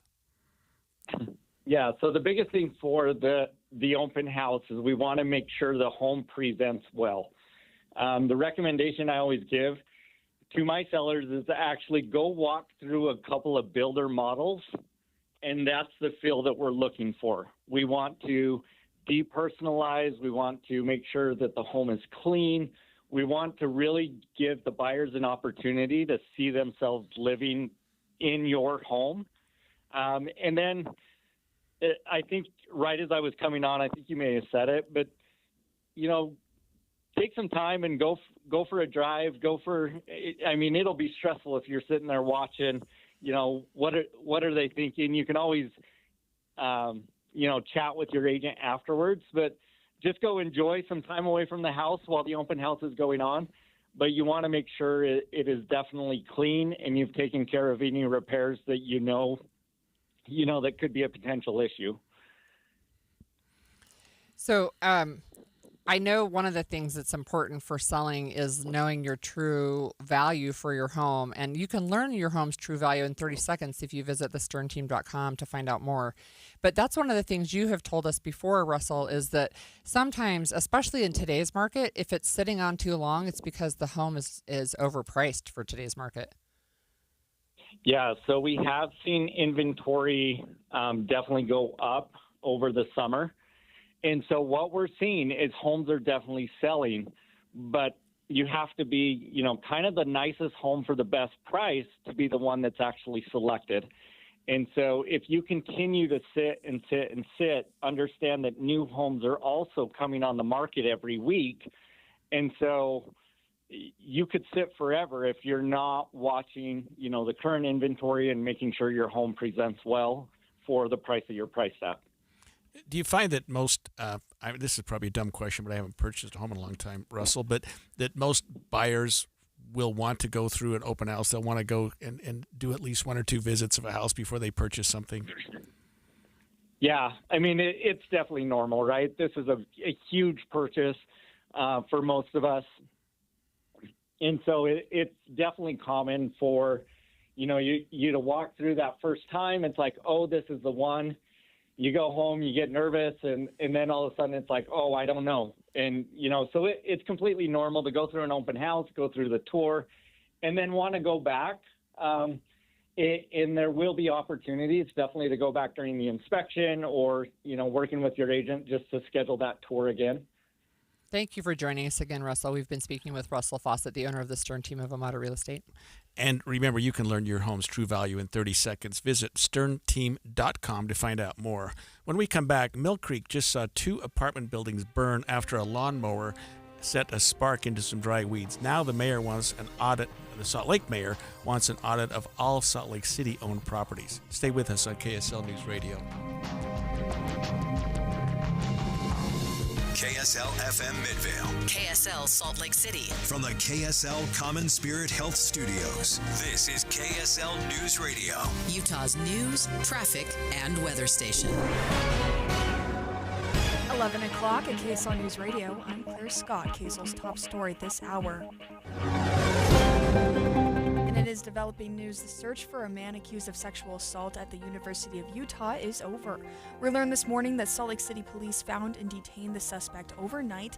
They turned him over to the University of Utah police for questioning. He was accused of assaulting a woman riding a university shuttle bus. Our top national story this hour from ABC News. President Trump's new tariff rates are set to go in effect for dozens of countries this Friday. The White House says talks with China over trade are ongoing. President Trump will get briefed today by Treasury Secretary Scott Bessent and U.S. Trade Representative Jamieson Greer, who were in Sweden this week meeting with senior Chinese officials for trade talks. Bessent said the talks were very constructive and will continue to determine whether the current trade truce with China, set to expire on August 12th, will be extended. President Trump in mid-May lowered tariffs on Chinese goods from 145% to the current 30%. Karen Travers, ABC News, the White House. Your money at this moment, the Dow is up 18 points, the S&P is up 14. And coming up hot and breezy today, KSL Weather's next KSL News time, 11:01.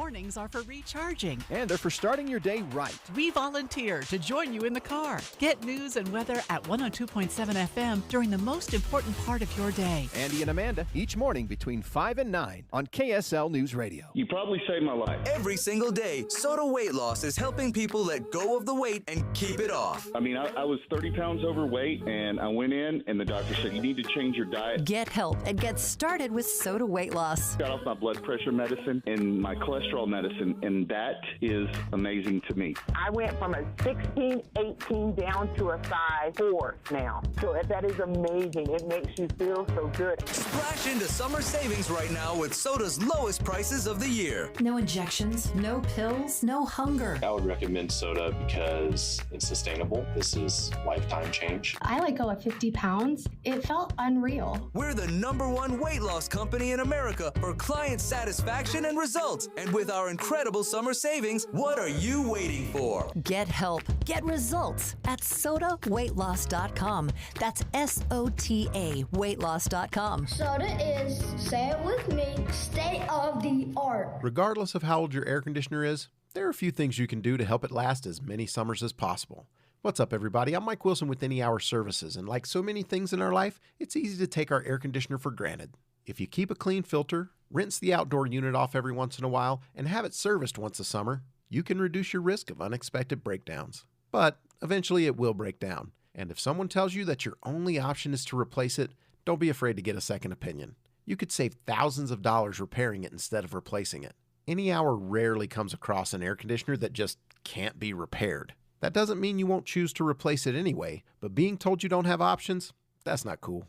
So if you want honest answers and straightforward options, give Any Hour Services a call. And remember, every week this summer, Any Hour Services is giving away an air conditioner to one lucky customer as part of our Coolest Summer Sweepstakes. No purchase is necessary. You can see official rules or schedule your service at anyhour.com. No one helps more homeowners than Any Hour Services. An emergency can happen any second. Here's a few seconds to think about where you'd go. When you need medical care fast, the closest emergency room is a smart thing to know. Common Spirit Health ERs are your direct path between feeling scared or uncomfortable and feeling better. Find emergency care in your neighborhood at mountain.commonspirit.org. Don't let the wrong gear cost you that trophy animal. Upgrade your arsenal with premium brands at great prices during the Shields Hunting Sale event on now through August 3rd. From bows, crossbows, and archery accessories to camo from brands like First Light, Sitka, and Shields Outfitters, every piece of gear is hand-selected for serious hunters like you. Join the community of hunters who trust Shields experts to outfit their adventures and get more bang for your buck in-store or online now through August 3rd at Shields. Traffic and weather together, brought to you by Mountain America's Double Rewards credit card promotion. Here's Heather Kelly. We do have a minor fender bender northbound I-15 right at the top of the on-ramp from 123rd South and Draper. It's in the Gore area, so it's just sitting by itself. UHP has not arrived on scene yet, but there's no slowdowns coming out of Utah County into the Salt Lake Valley. You do have slowdowns, though, southbound I-15 in Davis County between Kaysville and Farmington due to lane restrictions. And, of course, we have the lane restrictions on the west side belt northbound between the 201 freeway and I-80. The Good Feet store supporting you with comfort no matter what the day brings. Find the location nearest you at goodfeet.com. Heather Kelly in the KSL Traffic Center. A high of 99 today with a bit of breeze. Similar conditions over the next few days on Saturday. Clear skies and a high of 94. Right now it is 90 and partly cloudy. I'm Claire Scott from the KSL Common Spirit Health Studios. Listen online at kslnewsradio.com. We're Utah's news, traffic, and weather station. The all-new Inside Sources. Your inside access to the people and policies shaping Utah's future. Here are Greg Skordas and Holly Richardson on KSL News Radio.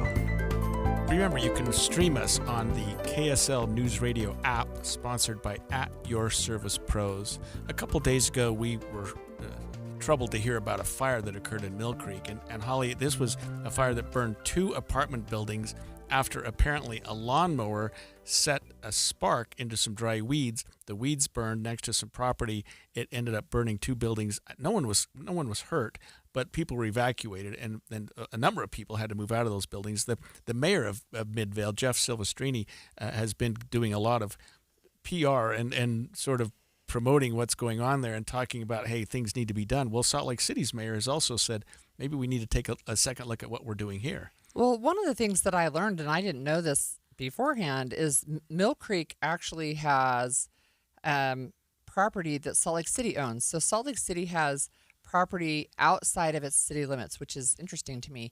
So this particular vacant lot where the weeds were, where the lawnmower sparked this flame, was owned by Salt Lake City, and Mill Creek had given them what they called a courtesy notice. Hey, your weeds are too tall. They're over 6 inches tall. And in fact, by the time the fire happened, they were probably 4 or 5 feet tall. They said, some of them. But one of the things that they did is they sent this notice, and it said, okay, July 22nd, here's this notice, and you really need to clean up this lot, right? So they were there, a couple of days later, 3 days later, and that's when the fire happened. Yeah, apparently that fire is still under some level of investigation, although people say that it was probably started by a lawnmower. But Salt Lake City and Mill Creek officials say that it was started when landscaping crews struck a rock while mowing the land. It quickly spread into the neighboring, what they called the Willow Glen Apartments, destroying 2 of the 4 buildings in the complex and displacing something like 79 people. Right, and I think 50 of them permanently. So what Salt Lake City Mayor Aaron Mendenhall did is request an immediate audit of all city-owned property inside and outside of city limits. So every city department is being asked to look at the conditions of all property under its control, and especially focusing on ones where there's grass or weeds that are more than 6 inches tall, right? Because we know how dry it's been. In fact, we're under red flag warning again.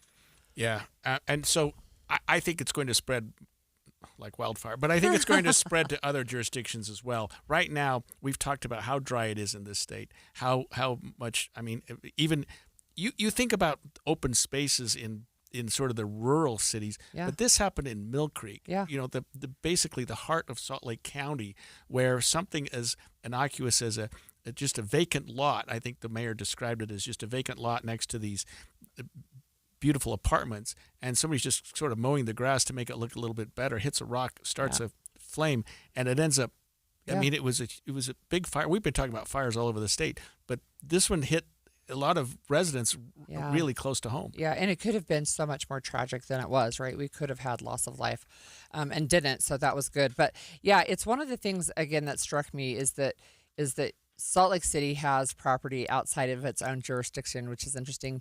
But it also made me think, you know, in my area, just within our city limits, we have several vacant lots, and some of them have weeds that have been cut down, but some of them, the weeds are kind of growing and they're getting up there.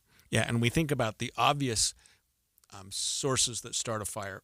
For example, fireworks. Well, we're done with that. Or a campfire. We had something done with it. You know, campfire, make sure you put it out. Or your chains are dragging on your car. But somebody just cutting the grass, you know what I mean? Right. That's something you just don't expect. Yeah. And if you did, okay, you start a fire, you know, step on it, make it go away. Right. But something happened with this one, and it got so big that it couldn't be controlled just by something like that. Yeah, it's right. And, you know, again, there's a red flag warning, I think, today and tomorrow. And again, that's higher winds, low humidity in the air, and really low humidity in the plants on the ground. So these were green in, like, I don't know, April.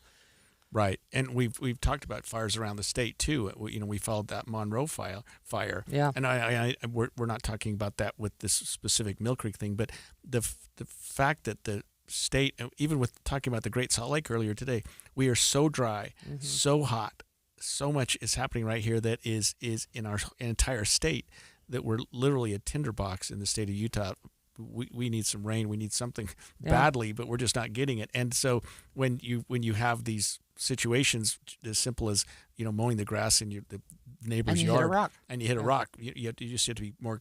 You have to be more on top of this stuff than ever. And so I applaud both mayors saying, okay, we're going to take a second look at this. What you do is you send your fire authority out and you say, okay, identify areas that may be a high risk. Send our fire investigators out, or fire departments, whatever.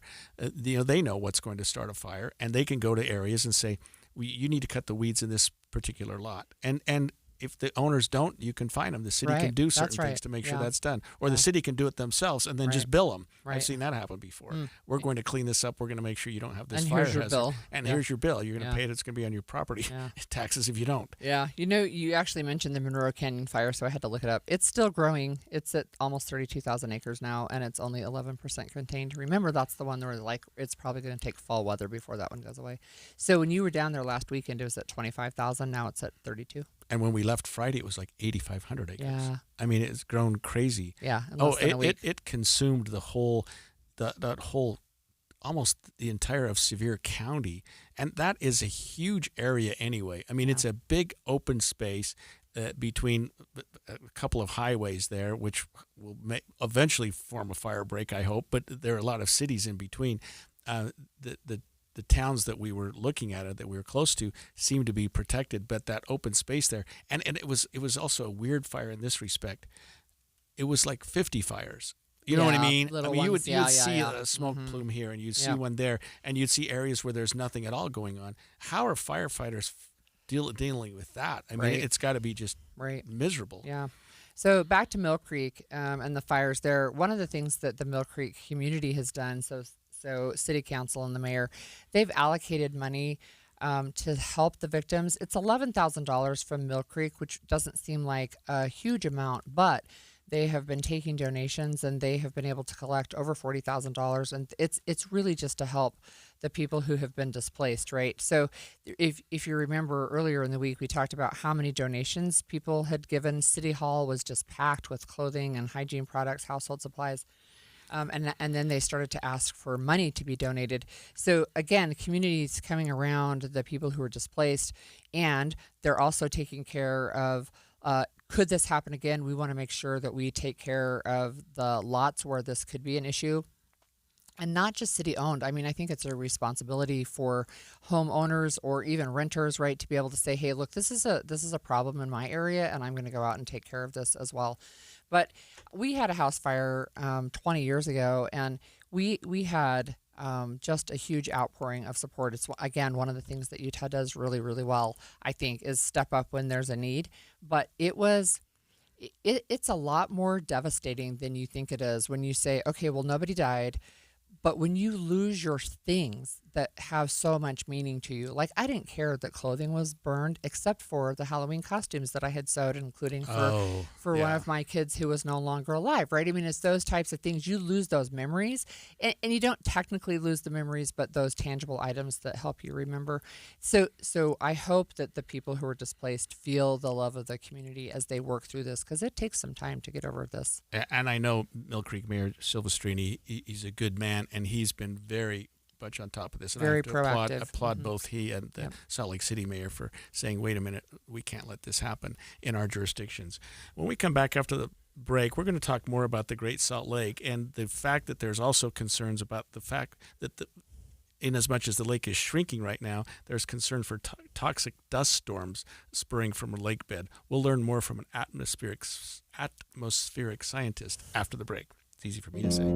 Behind the curtain of Utah and Washington politics. It seems like the federal government is now saying to the states, you have much more control of your destiny. And expanded inside sources. And so our legislature is trying to figure out what their boundaries are. Well, even like FEMA, right? Yes. Wildfire disasters. The all-new Inside Sources. If we have to pay for it all of ourselves, can we afford that as a state? Greg Skordas and Holly Richardson, now on 9 to noon on KSL News Radio. You've built the dream, the home, the lifestyle, the legacy. Now it's time your windows and doors reflect that same $1 million standard. Whether you're designing a stunning custom home or upgrading the one you've loved for years, Peach Doors and Windows is here to bring that vision to life with precision, style, and craftsmanship. The Peach specialty? High-end custom windows and doors that don't just fit your space, they elevate it. From sleek modern lines to timeless elegant finishes, they offer the kinds of craftsmanship that truly complements a $1 million space. And with Peach, the process is easy. No pressure, no gimmicks, just knowledgeable experts helping you find solutions to turn your someday project into right now. Visit their spacious showroom, get inspired, and create something beautiful together. Peach Doors and Windows for the $1 million home you live in and the $1 million feeling you deserve. Visit peachdoorsandwindows.com or call 801-566-1255 today. That's Peach Windows and Doors. Give them a call, 801-566-1255.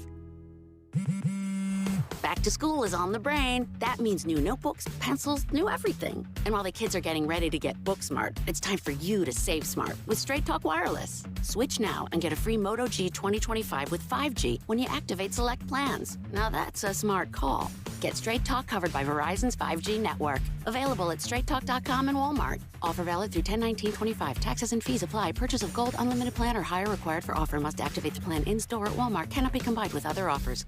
William is one of millions of Americans who uses GoodRx to save on the cost of their prescriptions. My oldest daughter, Camilla, 2 days old, she had to have open heart surgery. All of a sudden, she's on 5 different medications. It adds up at the end of the month. Me and the pharmacist got so tight. She said, GoodRx save you a lot of money. Saving that extra $200-300 a month. We're able to do all these extra activities, so it puts less stress on our household, and it puts less stress on our pockets. Download the free app or visit GoodRx.com and start saving today. GoodRx user compensated for their time. GoodRx is not insurance, but can be used instead of insurance. Many people worry they're not making the right investment choices inside their 401ks.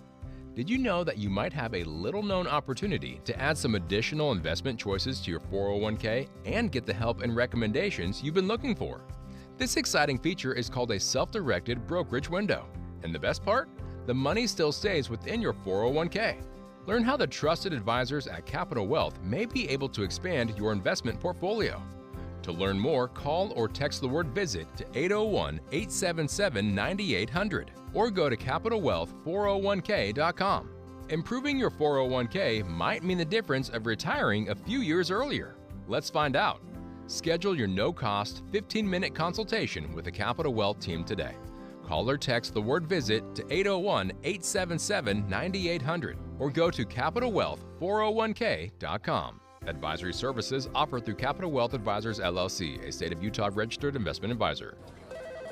Comcast Business High Five Hotline. What's the state of your excitement? I signed my business up for the 5-year price lock guarantee, and I can't stop high-fiving people. High five! Okay, deep breath. High five. You're in a good place. You signed your business up for 5 years of gig speed internet and advanced security, all on our ultra-reliable network. Gig speeds and advanced security? I'm so stoked. Yep, and you get it at a great rate that's locked in for 5 years. Woo! The high five is just your body's way of saying, I'm winning. So this is natural. High-fiving everyone you see in a state of business savings enthusiasm? Totally natural. Sweet! Thank you! Thank you! High five, everybody! High five! The Comcast Business 5-year price lock guarantee is back, but only for a limited time, so sign your business up today. High five! Comcast Business, powering possibilities. Ends 9/21/25 for new customers with qualifying bundle. Current customers may be eligible depending on services and area. Guaranteed rate applies to monthly service charge, excluding taxes and fees. Other restrictions apply. Inside Sources.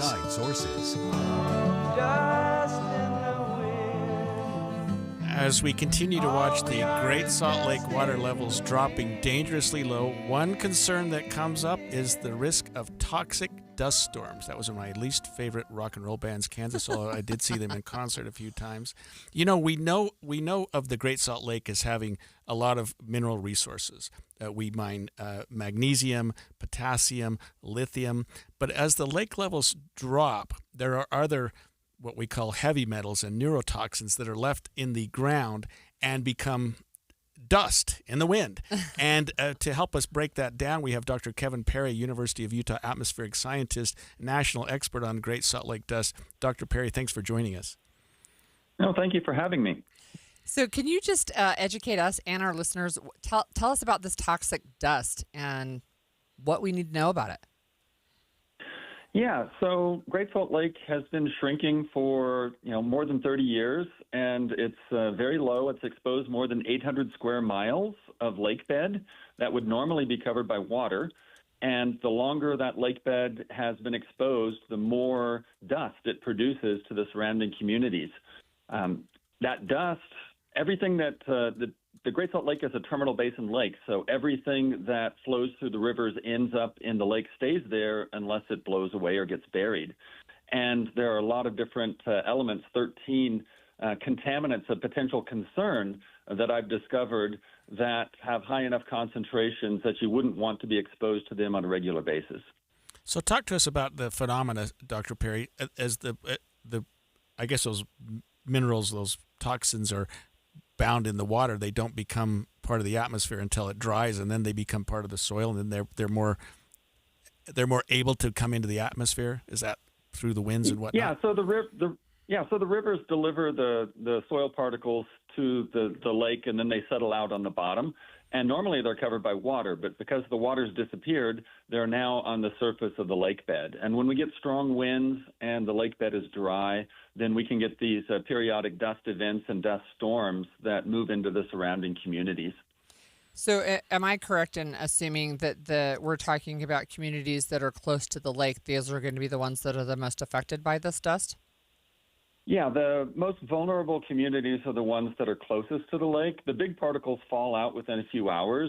In a few hours, that dust can make it, to Provo or Logan or Brigham City, Ogden. All these areas are within range of the lake. But it's the people that are living closest to the lake are the ones that are the most vulnerable. Dr. Perry, what are the specific items that people should be concerned about that are in this dust? Yeah, so there's two things we worry about. One is just the particles themselves, regardless of what they're made out of. If you breathe high enough concentrations of particles, it can irritate your lungs. The state monitors these. We refer to it as PM10 and PM2.5, particles smaller than 10 microns and particles smaller than 2.5. Those are the ones that we breathe that end up in your lungs. And that can be dangerous regardless of what it's made out of. But I've also discovered that there are these heavy metals in the soil. The one that we're most concerned about is arsenic. It's a cancer-causing metal that if you're exposed to it over long periods of time, many years, it can increase the rate of cancer if you have high enough exposures. And we don't quite know what those exposure levels are yet because the state doesn't have a robust monitoring network. They're in the process of designing that right now, but it's not in place. We actually had a texter ask this question. I think it's a really great one. Has growth affected the lake and the water level there? Because as we grow, we know that we need to use more water. How has Utah growth affected the lake? That's actually interesting. It's a really good concept. But what's happened is that as the population of Utah has gotten bigger, we've gotten better at conserving water so that our overall water usage in the cities has actually gone down slightly or remained the same. And our overall water usage is just higher than what's sustainable for the lake. We actually use 30% too much water in northern Utah, which means that if we have to have 130% of normal snowpack in order for the lake not to shrink. This last year, we had 100% normal snowpack, and the lake is going to shrink about 1.5 feet this year. Dr. Perry, besides just adding water to the lake, which would help the problem, is there anything that can be done scientifically or chemically to prevent this dust from getting into the environment? Or is it just such a large, you talked about the breadth of it, the length, the size of it, maybe it's almost impossible, but is there anything that can be done? There are things that can be done, but they're incredibly invasive and incredibly expensive. In California at Owens Dry Lake, which is a small lake that dried up, you could take that entire lake bed and put it inside Farmington Bay and still have room left over. And the state of California spent more than $2.5 billion with a B trying to mitigate the dust because they don't want to put water back in the lake. For us, Great Salt Lake is about 12 times larger than Owens Lake, and the cost would be many more billions on top of that. I think it's wise to do a nature-based solution to where we take our money and our efforts and try and put water back in the lake to restore the ecosystem, make it a healthy, vibrant place, a recreation mecca, and get the benefit of covering those dust hotspots up with water.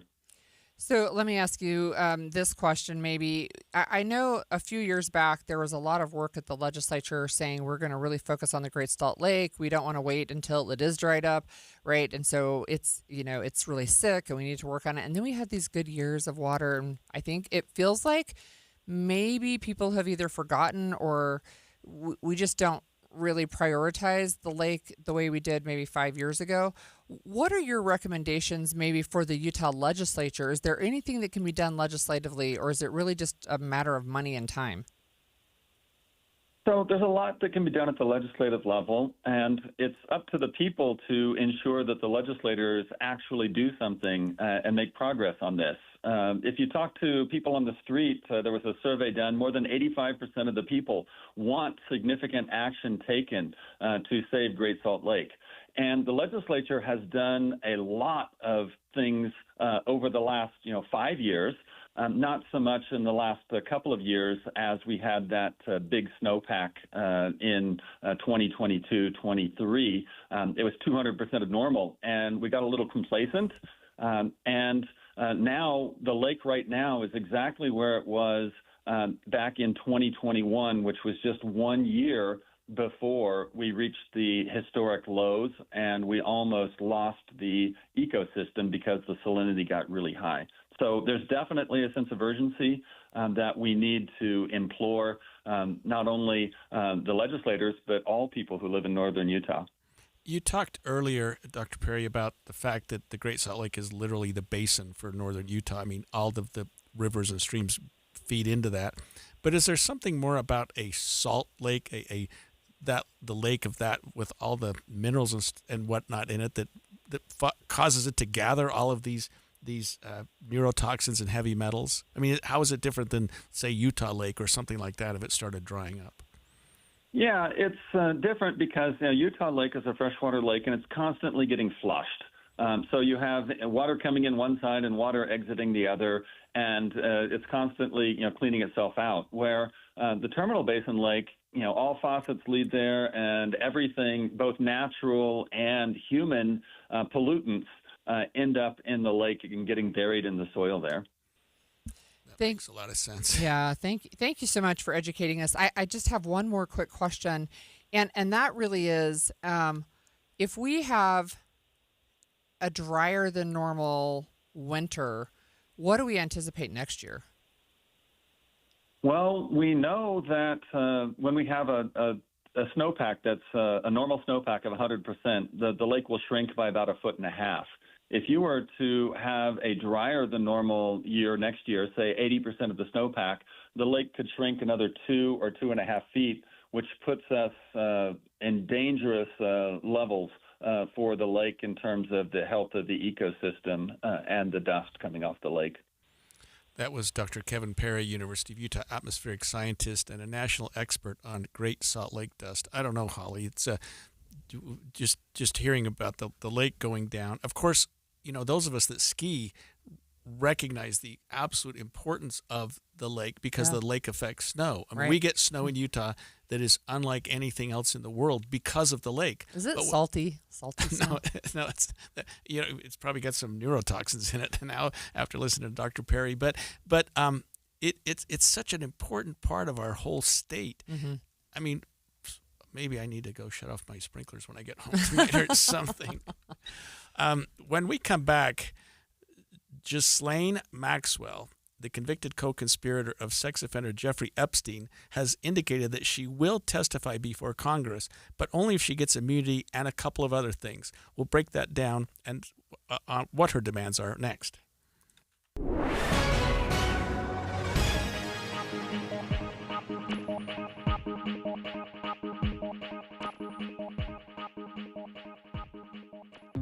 At Social Security, we are always thinking of ways to save you time and make things easier. That's why we created My Social Security. Opening a My Social Security account gives you secure access to your personal record and interactive tools tailored for you. You can see if you are eligible to receive benefits, view spousal benefit estimates, and compare retirement benefit estimates at different ages or dates when you want to start receiving benefits. Already receiving benefits? Use your account to change your address, set up or change direct deposit, get a proof of income letter, and more. In most states, you can also request a replacement Social Security card. Save time. Go online.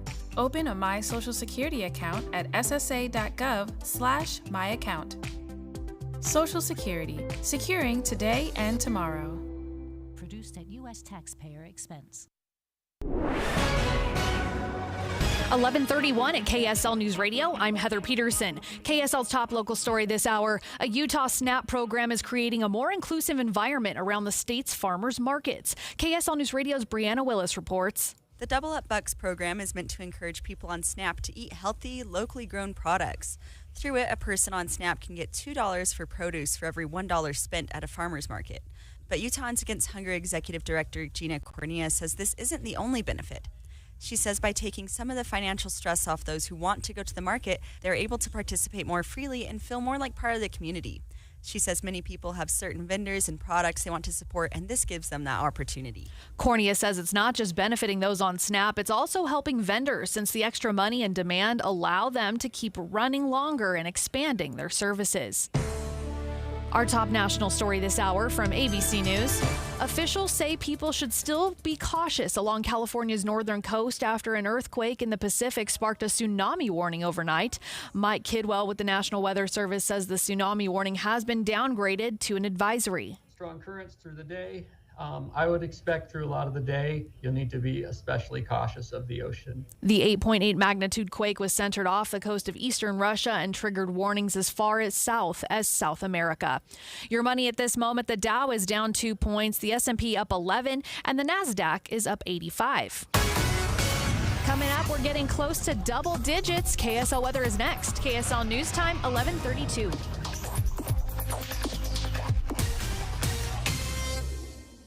A reminder about the simplest way to get updated for your day. Hit your KSL preset when you jump in the car, and we'll take care of the rest. Hear key news updates and traffic reports. Andy and Amanda from 5 to 9 in your car. KSL News Radio at 102.7 FM.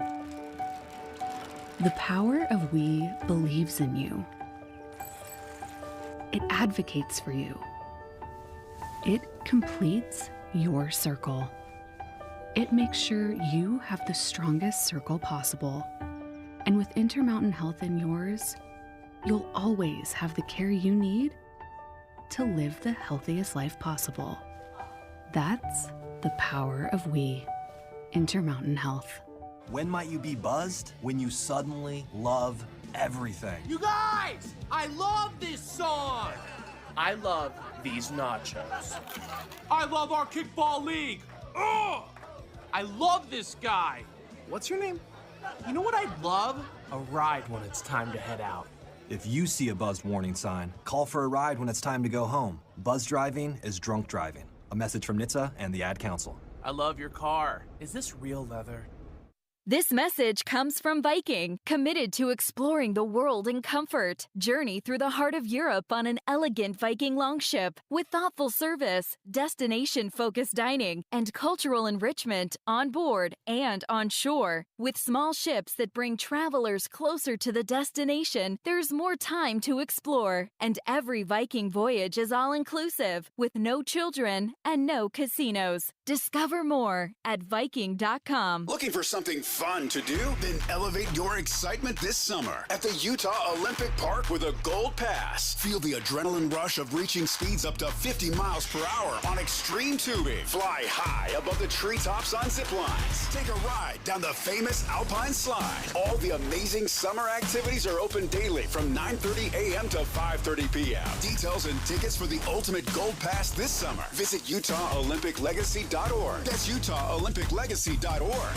Feeling a little adventurous? Why not try a summer bobsled experience? It's the ride of a lifetime. The Summer Bobsled Experience lets you cruise down the full-length Olympic track used during the 2022 Olympic Winter Games. Driven by a professional pilot, you'll experience 15 turns and reach speeds up to 65 miles per hour. It's truly a ride unlike any other. Details at UtahOlympicLegacy.org. UtahOlympicLegacy.org. Traffic and weather together brought to you by Mountain America's Double Rewards credit card promotion. Here's Heather Kelly. Well, the lane restrictions on southbound I-15 in Farmington has the right lane blocked, and traffic is backed up into Kaysville, and it's crawling at the moment. So that's going to be your slowest area of travel. You also have lane restrictions on SR-36 in Tooele County, the West Side Belt northbound between the 201 freeway and I-80 near the airport, but those are not slowing anybody down at the moment. Heather Kelly in the KSL Traffic Center. We're flirting with triple digits today as a high of 99 degrees with partly cloudy skies. We cool off to 98 tomorrow and 97 on Friday before we hit the mid-90s for the weekend. Right now it's mostly cloudy and 90 degrees. I'm Heather Peterson from the KSL Common Spirit Health Studios. Listen online at kslnewsradio.com. We're Utah's news, traffic, and weather station. The all-new Inside Sources. Your inside access to the people and policies shaping Utah's future. Here are Greg Skordas and Holly Richardson on KSL News Radio. Ghislaine Maxwell, the convicted co-conspirator of sex offender Jeffrey Epstein, has indicated that she will testify before Congress, but only if she gets immunity. She is currently spending, I think, something like 20 years in a federal penitentiary for her own crimes. Her co-defendant and co-conspirator, Jeffrey Epstein, died in a jail under some questionable circumstances, but he committed suicide, arguably hung himself.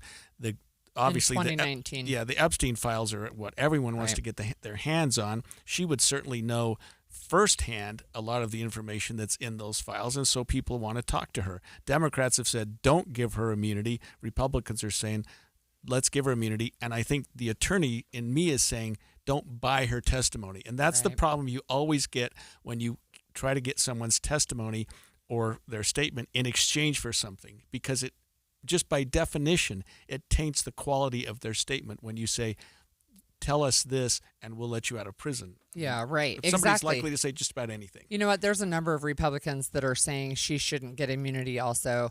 And so at least there's that. So attorneys for Ms. Maxwell said that she may invoke her rights against self-incrimination at her scheduled August 11th deposition.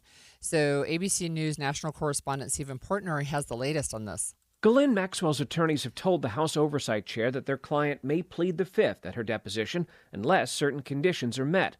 Those conditions include a grant of immunity for her testimony, a list of questions in advance, and a rescheduling of the deposition until after the Supreme Court decides her appeal. The committee has already responded saying it won't grant Maxwell immunity, but her attorneys do lay out one more path to fulsome and even public testimony, a grant of clemency from President Trump. Yeah, that's always a possibility. So in America, of course, we have the Fifth and Sixth Amendment, which give you the right against incriminating yourself, and people assert the Fifth Amendment and say, I'm not going to answer questions. But it only applies if you're subject to some sort of criminal prosecution. So if the government grants her immunity, then by definition, she doesn't have that right. I mean, she can still say, I'm not going to answer your questions, but it's not because of it's going to incriminate me, because they're saying, no, it's not. We're not going to prosecute you no matter what. Right. It's something that we ask for as a defense attorneys, and we would give when I was a prosecutor to get people to testify, because otherwise they're always going to say, I'm not going to testify on the basis that it's going to incriminate me. Well, if it doesn't incriminate you because you've got immunity, you don't have that shield. And so she's saying, I want a grant of immunity for anything I say, and she's also got a couple of other demands, not the least of which is time out. Well, I need some more time to work through this. Well, so there's spokespeople for the Oversight Committee that would be hearing her testimony, and they have told multiple news outlets they will respond to Maxwell's attorney, but they will not consider granting congressional immunity for her testimony. So the quid pro quo you just mentioned. But she also has these other demands. And, of course, one of the things is we started talking about the Epstein files and what was in them or not in them. She's sitting in jail convicted of crimes for 20 years. And now if there's nothing there, then why is she sitting in jail, right? Which is, of course, what her attorneys are pushing. So some of the other things that she wants the Supreme Court to maybe review and maybe overturn her 2021 sentencing, but they just barely filed that petition on Monday this week, right? They just barely filed it. So it's likely that it's not even going to be taken up even on the emergency docket until October sometime. Right. And I think she was convicted by a jury. I think that she went to trial. So the fact that evidence has come out that maybe the list isn't what you thought it was doesn't mean she didn't commit the crime. I mean, whatever the jury had at that time is what they had. I think it's a stretch to say, well, new evidence has come out that the Epstein files aren't quite as bad as we thought, therefore I'm not guilty, because she was convicted on evidence independent of the Epstein files. So the House Oversight Committee did issue a subpoena for her. They want her to come testify, but she doesn't want to testify at the correctional facility where she is. She wants to wait until October, until after the Supreme Court rules on her. She would like to have immunity, right, or clemency. But some Republicans, this is Tim Burchett from Tennessee, he introduced the motion to subpoena Maxwell, but he said, look, she's a liar and she's a dirtbag. Right. Yeah. I mean, not pulling punches. She's got so much baggage that any lawyer would know you're not going to have her be your star witness at a trial or something like that. And of course, we're not talking about a trial. We're talking about testifying before Congress. The same idea applies. The same level of credibility and the ability to impeach based on so much evidence that taints her. On the other hand, if she's doing 20 years and she's got 6 or 8 behind her, she may say or do anything possible to get out of the rest of her sentence. I think she has 4 behind her. Oh, is that all? 2021, yeah. Yeah, okay. I thought you said 2019. But no, he died in 2019. Okay. But she was convicted in later. 2021, yeah. She may have been in custody waiting trial, but nonetheless, she's got quite a bit of time to do still. And even if it's a year, let alone 15 years, she's going to be more likely to talk to try to get out of that. Now, Trump can solve everything here if he gave her immunity or clemency. If he by the stroke of a pen, he could do both of those, assuming she's in federal custody, and I believe she is. I mean, sure. So we keep hearing, right, that Trump's name is in those files, that Pam Bondi told him in May that his name was in those files. But now President Trump is saying he absolutely has the authority to grant clemency to Maxwell and basically in exchange for her testimony. What makes anybody believe that this would not be a quid pro quo? She gets clemency or immunity or a pardon, and then Trump's name is somehow magically not in the files? Yeah, I mean, even if that's the case, I think Trump gets something out of it. Even if the rest of the planet thinks there's no truth behind this at all, he would love for her to stand before Congress and say, Donald Trump did not engage in any misconduct while he was with my boyfriend Jeffrey Epstein. I mean, that's worth something to, especially to his own people that want to hear something good and want to be assured that he hadn't done something wrong.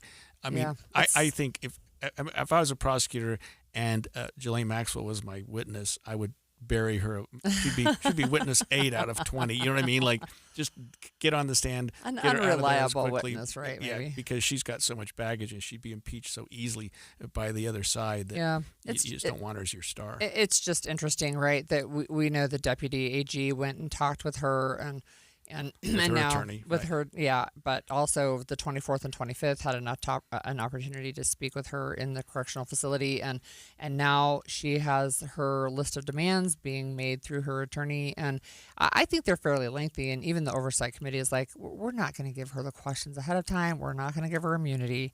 Oh, that's right. She wanted to get the questions ahead of time. Right. What does that tell you? That she has to prepare her answers.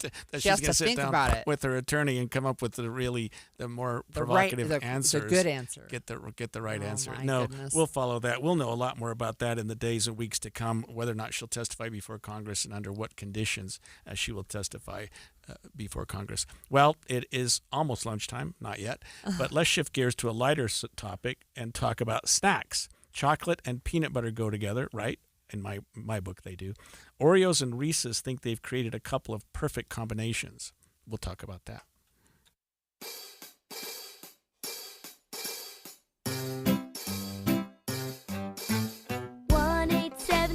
Cars for Kids. KARS Cars for Kids. 1877 Cars for Kids. Donate your car today.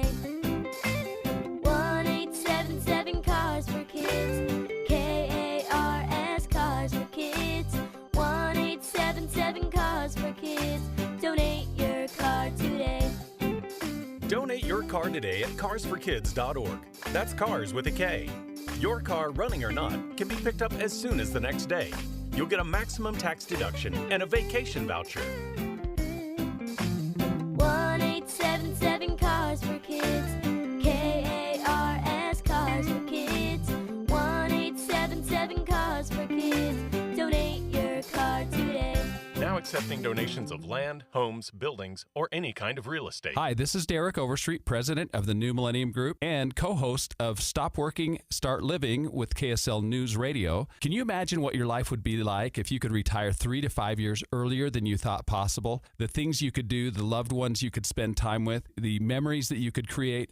That's what our team at the New Millennium Group does. We'll walk you through the entire process every step of the way. If you'd like to get a copy of the 5-step proprietary plan that will help you retire 3 to 5 years sooner than you thought possible, give us a shout right now. 888-999-6370. That's 888-999-6370 or utahsfinancialplanner.com. Listen, most of our listeners right now have a tax problem, not a money problem. There's not enough money in Social Security Medicare as it is. Let us show you how you can significantly reduce your taxes. That's 888-999-6370, 888-999-6370, or utahsfinancialplanner.com. You're listening to Leaf Filter Radio, and the guru of gutter protection himself, Chris Coonahan, is here to take your most pressing leaf-related questions. Hey, everybody, Chris here. I understand we have Ron on the line. Ron, where are you calling from? Uh-oh. Ron, are you calling from a ladder? Well, I was. I wanted to ask Chris what I need to do to get my gutters ready to have Leaf Filter installed. Oh, Ron, you don't have to do anything. A Leaf Filter Trusted Pro will come out and clean out your gutters, realign and seal your gutters, and install Leaf Filter, America's #1 gutter protection system. So I didn't need to get on this ladder? Ron, Leaf Filter Trusted Pros are in your neighborhood and ready to help. Just visit leaffilter.com/deal to schedule your free gutter inspection and get up to 30% off. Thank goodness. What was that site? That's leaffilter.com/deal for your free gutter inspection today. See representative for warranty details. Promotion is 20% off plus a 10% senior or military discount. 1 discount per household. This is Derek Miller speaking on business. JP Morgan Chase, one of the world's top financial institutions, helps businesses with a full range of services. In their annual mid-year survey, they share insights on how leaders are navigating today's changing economic landscape. Intermountain Market Executive John Shane joins us with more. The JP Morgan Commercial Banking's 2025 Business Leader Outlook Survey underscores the resilience of middle market businesses amid shifting economic conditions. Despite a decline in economic optimism from 65% in January to 32% in June, leaders remain dedicated to their strategic plans. The survey also revealed that 85% anticipate steady or improved performance, and 54% are maintaining or accelerating business plans. However, concerns such as uncertain economic conditions, tariffs, and revenue growth persist, with companies awaiting clarity before making decisions. Optimism about the national economy has fallen, and recession expectations have risen from 8% to 25%. JP Morgan is committed to helping businesses adjust their strategies to ensure continued service to clients and communities. Our financial solutions, including digital banking, credit and financing, and treasury services, are designed to support business leaders in navigating these challenging times. To explore the full survey findings and learn how JP Morgan Chase can support your business with tailored financial solutions, expert insights, and strategic guidance, visit jpmorganchase.com. I'm Derek Miller with the Salt Lake Chamber, speaking on business. Getting help with electrical repairs is easier than you think. All you have to do is call Any Hour Services or schedule an appointment at anyhourservices.com. No one helps more homeowners than Any Hour Services. So, you want to be a hero. Here are some ways to get the job. Hunt down that killer shark. Or run into a burning house to save a kitten. Luckily, there's an easier way to become a hero. Call 911 if you see someone experiencing the symptoms of stroke, sudden weakness on one side, or trouble speaking, walking, or seeing. Stroke. Know the signs. Act in time. You'll be a real hero. A message from the National Institute of Neurological Disorders and Stroke. Inside Sources. So, do you like Oreos, Greg? Oh, I love them. Double stuffed, dipped in ice cold milk. That is a treat. Do you like Reese's? Like Reese's peanut butter cups? I love the Reese's peanut butter cups. Okay. And I like just the first bite in them, especially when they're a little bit cold, a little bit hard. Yum, yum, yum. So what about the two of them together? That's a weird thought to me. I mean, I like the Reese's cup with the chocolate and peanut butter, but I don't know, the Oreo hard crust, I don't know that I would like that. You know, what's interesting is they actually have peanut butter Oreo cookies already, but the two companies that make them are collaborating on new treats, the Reese's Oreo Cup and Oreo's Reese's Cookies. So they'll start hitting supermarket shelves mid-August, actually, through the Hershey store, and then they'll hit our local stores in September, the beginning of September. So one of the things that has happened is that these two companies, first of all, they all need to get additional revenue, right? But they've been watching what people have been doing on social media, and they've been taking, like you said, the two Oreos and smashing a Reese's peanut butter cup in between, right? And so they are like, okay, we're going to do this. And so they're very similar, but you have one where it has like white chocolate. It's got like the peanut butter, Reese's peanut butter cup with like Oreo chunks inside of it, and then white chocolate on the outside. I'm not a huge white chocolate fan, the miniature, but one of the things that the communications people for these companies are saying, the marketing people are like, they think it'll appeal to Gen Z because they really like multiple textures. Right. I've got some people in my family that are like, do not combine textures. Yucky. Yeah, this looks like from the marketing that it's an Oreo cookie with peanut butter inside. I mean, at its core, that seems to be what it is. I mean, I will definitely buy a box and try them. Yeah, may not buy a second box, but you may not buy a second box. So it's one of the things where you talk about, okay, look, you can look forward to. In fact, some of these companies are talking about they have to make healthier options, but everybody needs a little joy in their life. So sugar equals joy. Yeah, and I guess peanut butter is not the most unhealthy thing. I mean, it's got okay. It has added sugar, That's most true. of it. A lot of it. Yeah. Anyway, that was one of the things that I thought was kind of fun is that they're looking at a marriage. You have again two different ones, but you have Oreo Reese's cookies, and that is just an Oreo with the Reese's kind of filling, the peanut butter, and then you also have the cup, which is you can buy it, and you know it's it's got some heft to it, I guess, with white chocolate and Reese's with Oreo chunks in the middle. So try anyway, both. Yes. Try them both. Okay. So my fun facts of the day. Today is National Cheesecake Day. So you could actually carry it over. There are peanut butter cheesecake, right? You can have Oreo crust and peanut butter cheesecake. I love cheesecake. We can add cottage cheese to it, Yeah, going back to our conversation a couple days ago. Strawberry cheesecake. Yeah. With the graham cracker crust or yeah, something. It's sure. so Traditional, good. just the traditional, right? Yeah, right. So one of the problems I have if I ever go to the Cheesecake Factory, which is rare, but I do go, they have so many different options. It's just overwhelming. It's like, I don't know what to pick, right? Where do you go? What do you pick? Sometimes one with there's like a lemon one that's more, it's like a cake cheesecake combo. That'd be good. I like lemon. I like citrusy, right? But the traditional is good too, but they've got 25 varieties, or it's probably more than that actually. Cheesecake Day. Cheesecake Day. Okay, so if we also go back to the Utah Policy Newsletter, I do a joke every day. It's a dad joke. I do a dad joke every day. But so here's today's. How does NASA organize a party? I don't know. They plan it. That's a dad joke. Okay, you win. That's something my dad would say. Okay. So now we have the on this day. So it's July 30th. So on July 30th in 1619, Jamestown creates their first assembly. So it's their first basic political entity of white settlers anywhere in North America. What year? 1619, if you can believe it. Oh, wow. Yeah, I it's think like that their city council. Had to be one of the first organized cities in. It was the first in the Western Hemisphere. Yep. Excuse me.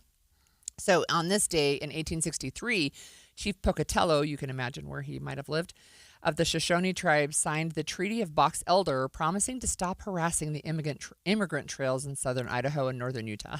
Right. Think of all the names there: Pocatello, Box Elder, right? Shoshone. Yep. All those are sort That's of right. northern Utah, southern That's Idaho, forest, cities, Yeah. everything. That's Yeah. cool. That same. I didn't realize that. I didn't realize the name Box Elder had come from. Yeah, that's earlier. right. Yep. So that same year, so 1863, Abraham Lincoln issued an eye for eye order to shoot a rebel prisoner for every black prisoner that was shot by the other side. Ouch. Right? That doesn't sound like something Abraham Lincoln would have done. Well, You I know? guess it's a more of a message bill than I'm just saying. else. Yeah. All right. So we have a motto in the United States. Do you know what it is? No, I know what the Boy It's in Scout God motto we is. trust. Oh, of In course, God we yes, trust. right. So that actually became the national motto in 1956. So it's, before that it was E pluribus unum. Which means? Out of many one. I Yes, think. right. Yeah. You're so smart. Yeah. No, that was pulling from elementary school. In 1965, President Lyndon B. Johnson signed Medicare into law. And in 1974, under subpoena, Nixon surrendered the Watergate tapes. So Medicare has only been law since 65. And I wonder what we had. We didn't have. No, there was nothing. Oh, Yeah. wow. I wonder when Social Security and Medicaid came in. I mean, I know it's an unfair question. but- Somewhere in that same time frame. Yeah, somewhere in that time frame. And same time frame. Lyndon B. Johnson did that. Interesting. What was the other thing you said? Nixon. So Nixon had to surrender the Watergate tapes, and he did it on July 30th, 1974. But he did it under subpoena. He did not want to. You remember, you can't have these. Yeah. What I do as president is private. You can't have these. Right. And by the way, I'm not going to be president anymore after this. Well, yeah. Eventually, take my right? marbles and go somewhere else. Right.